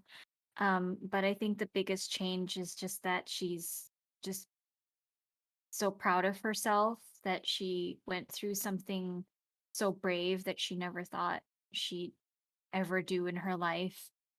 Yeah. And she stepped outside her comfort zone and went out of her way to do a lot of crazy things. Um, and she's made new friends. So we're all friends and we all hang out now, and she's never alone. And she doesn't do homework for anyone anymore because no one gets to step on Maya anymore. Love that. And from there we pull out through the school. We see the sign with the beluga whale on it. And we get all of you going about your lives again in one way or another, trying to return to normal here, whatever that means. And we pan out to see the whole spread of the town and up into the sky, and we see a burst of birds that fly past us, and they freeze in time. And that's where our story's going to end. Thank you so much. Oh my god, that was so fun. Yeah. Thank you all. Thank you, Spencer. That was Thank you, heckin' amazing. Spencer. You have My such a God. great voice. Yeah, Oh, seriously. me I was too. soothed the whole time. I was like, this is amazing. I love this. Thank you. Amazing storytelling. Well, thank you all for going on a journey that we don't usually get to tell with these kinds of systems, right? Like this was you all really leaned into like the emotional role play relationship kind of stuff, and I think that's what makes Life is Strange so special for me, and also what makes something like this so special to me is that like we have the opportunity to have those moments together that we don't often get to experience outside of our real life, and do it in a place that's safe. Thank you all for trusting me to be able to go on a story about like male domination in the like music space and predatory stuff, and like there's an obvious dynamic here about like I am the only male here at the table, and and so thank you for trusting me to like for us to tell that story together, because I think that's something that sits in the Life is Strange space in an interesting way, but it's always a hard topic to cover. And I think that with your help, we kind of navigated it, in a touching way, in a way that I think hopefully did justice to some of that experience. So, yeah, that kind of, I didn't know that was going to happen at the beginning. I didn't know what he was going to be, but like it just kind of emerged out of the story we told. So I was really hoping it was it was okay, because I know that can be touchy, but I appreciate you all trusting me to take you on that journey. Thank you so much, Spencer. What a journey. Thank you so much. Does everyone want to go around again saying where people can find you, what projects people can look up? I'm sure people will be running to grab more of your projects now, Spencer. Thank you. Yes, you can find me at Spenser Starke on Twitter, on Instagram, and I'm a game designer known for Icarus Kids on Brooms, which is an adaptation of Kids on Bikes, the game that wanna we're playing play it so today, bad. but set in a magical school. It is like it's our take back of the Harry Potter universe to say like we can play in a space that's like for everybody. And so that was the impetus behind that. And then Alice is Missing, which is a game that was heavily inspired by Life is Strange. Is a silent role playing game, all done through text message. Feels a lot like the kinds of stories that we told here. And I'd love if you're interested in that. We have lots of Let's Plays of that available online for you to check out. It's a very different game, but maybe if you like this, you'll like that too. And that's me. Yay! Katie, go next. Yes, again, my name is Katy Bentz. You guys can find me on twitch.tv/Katy Bentz. And as most of you, I'm sure, know, I will be Steph Gringrich in Life is Strange True Colors and the Life is Strange Wavelengths DLC. So hopefully you guys are excited for that. And thank you again so much. You know they are. You know they are. I'm so excited for Wavelengths. I can't tell you. I'm so happy. And a huge thanks again to Day for setting all this up, and then for Spencer taking the time to do all this. So thank you guys so much. Thank you. Hannah. I feel like the teacher. You. Cool. Hey, I'm Hannah Telle, and you can follow me on Instagram at Hannah Telle, and my music and links to all my stuff is in my bio. And I also want to say thank you to Spencer for building such a rich world. I was really impressed by how intricate you created the scenery and visuals. It was really cool. And thank you so much to Dave for setting it up. And I'm my name's Mei Pak, and you can find me on Instagram at Mei.Pak, and my website and all my other accounts are on there. So yeah, check me out and start a convo or whatever you want. We can chat on there. And thank you guys so much for having me. And this is so much fun. Thank you, Spencer. Thank you, Day. This is so cool. I'm so glad everyone agreed to it. I'm just out here combining all the things I love. Life is Strange, RPG, RPGs, yeah. Living my best nerd life. Hi everyone, my name is Dayeanne Hutton. You can find me at Dayeanne Hutton on Twitter or at Dabraham_Lincoln on Twitch and Instagram. I have a project called Mystery Incorporated coming out soon. Hopefully, we're filming soon. It's an adaptation of Scooby-Doo. I also play D&D every Tuesday night on -1 Charisma if you want more role-playing action from me. Thank you so much for all being here today in chat, in the game. I'm so my heart is like huge right now that everyone agreed to this and that it turned out like this, and it was so fun. So just 1,000 thank yous to all of you. Thank you. So I need to figure out how to sign off because I'm awkward. So thank you everyone again for being here. Please, I've got all of links to all of everyone's socials or websites in chat. Please go follow everyone, support everyone's projects, buy some of May's tiny food jewelry, do the thing, get Hannah's music. Support. Thank you all so much. I will be back streaming tomorrow. I'll see you guys on the internet. Thank you again for being here. Bye, everybody.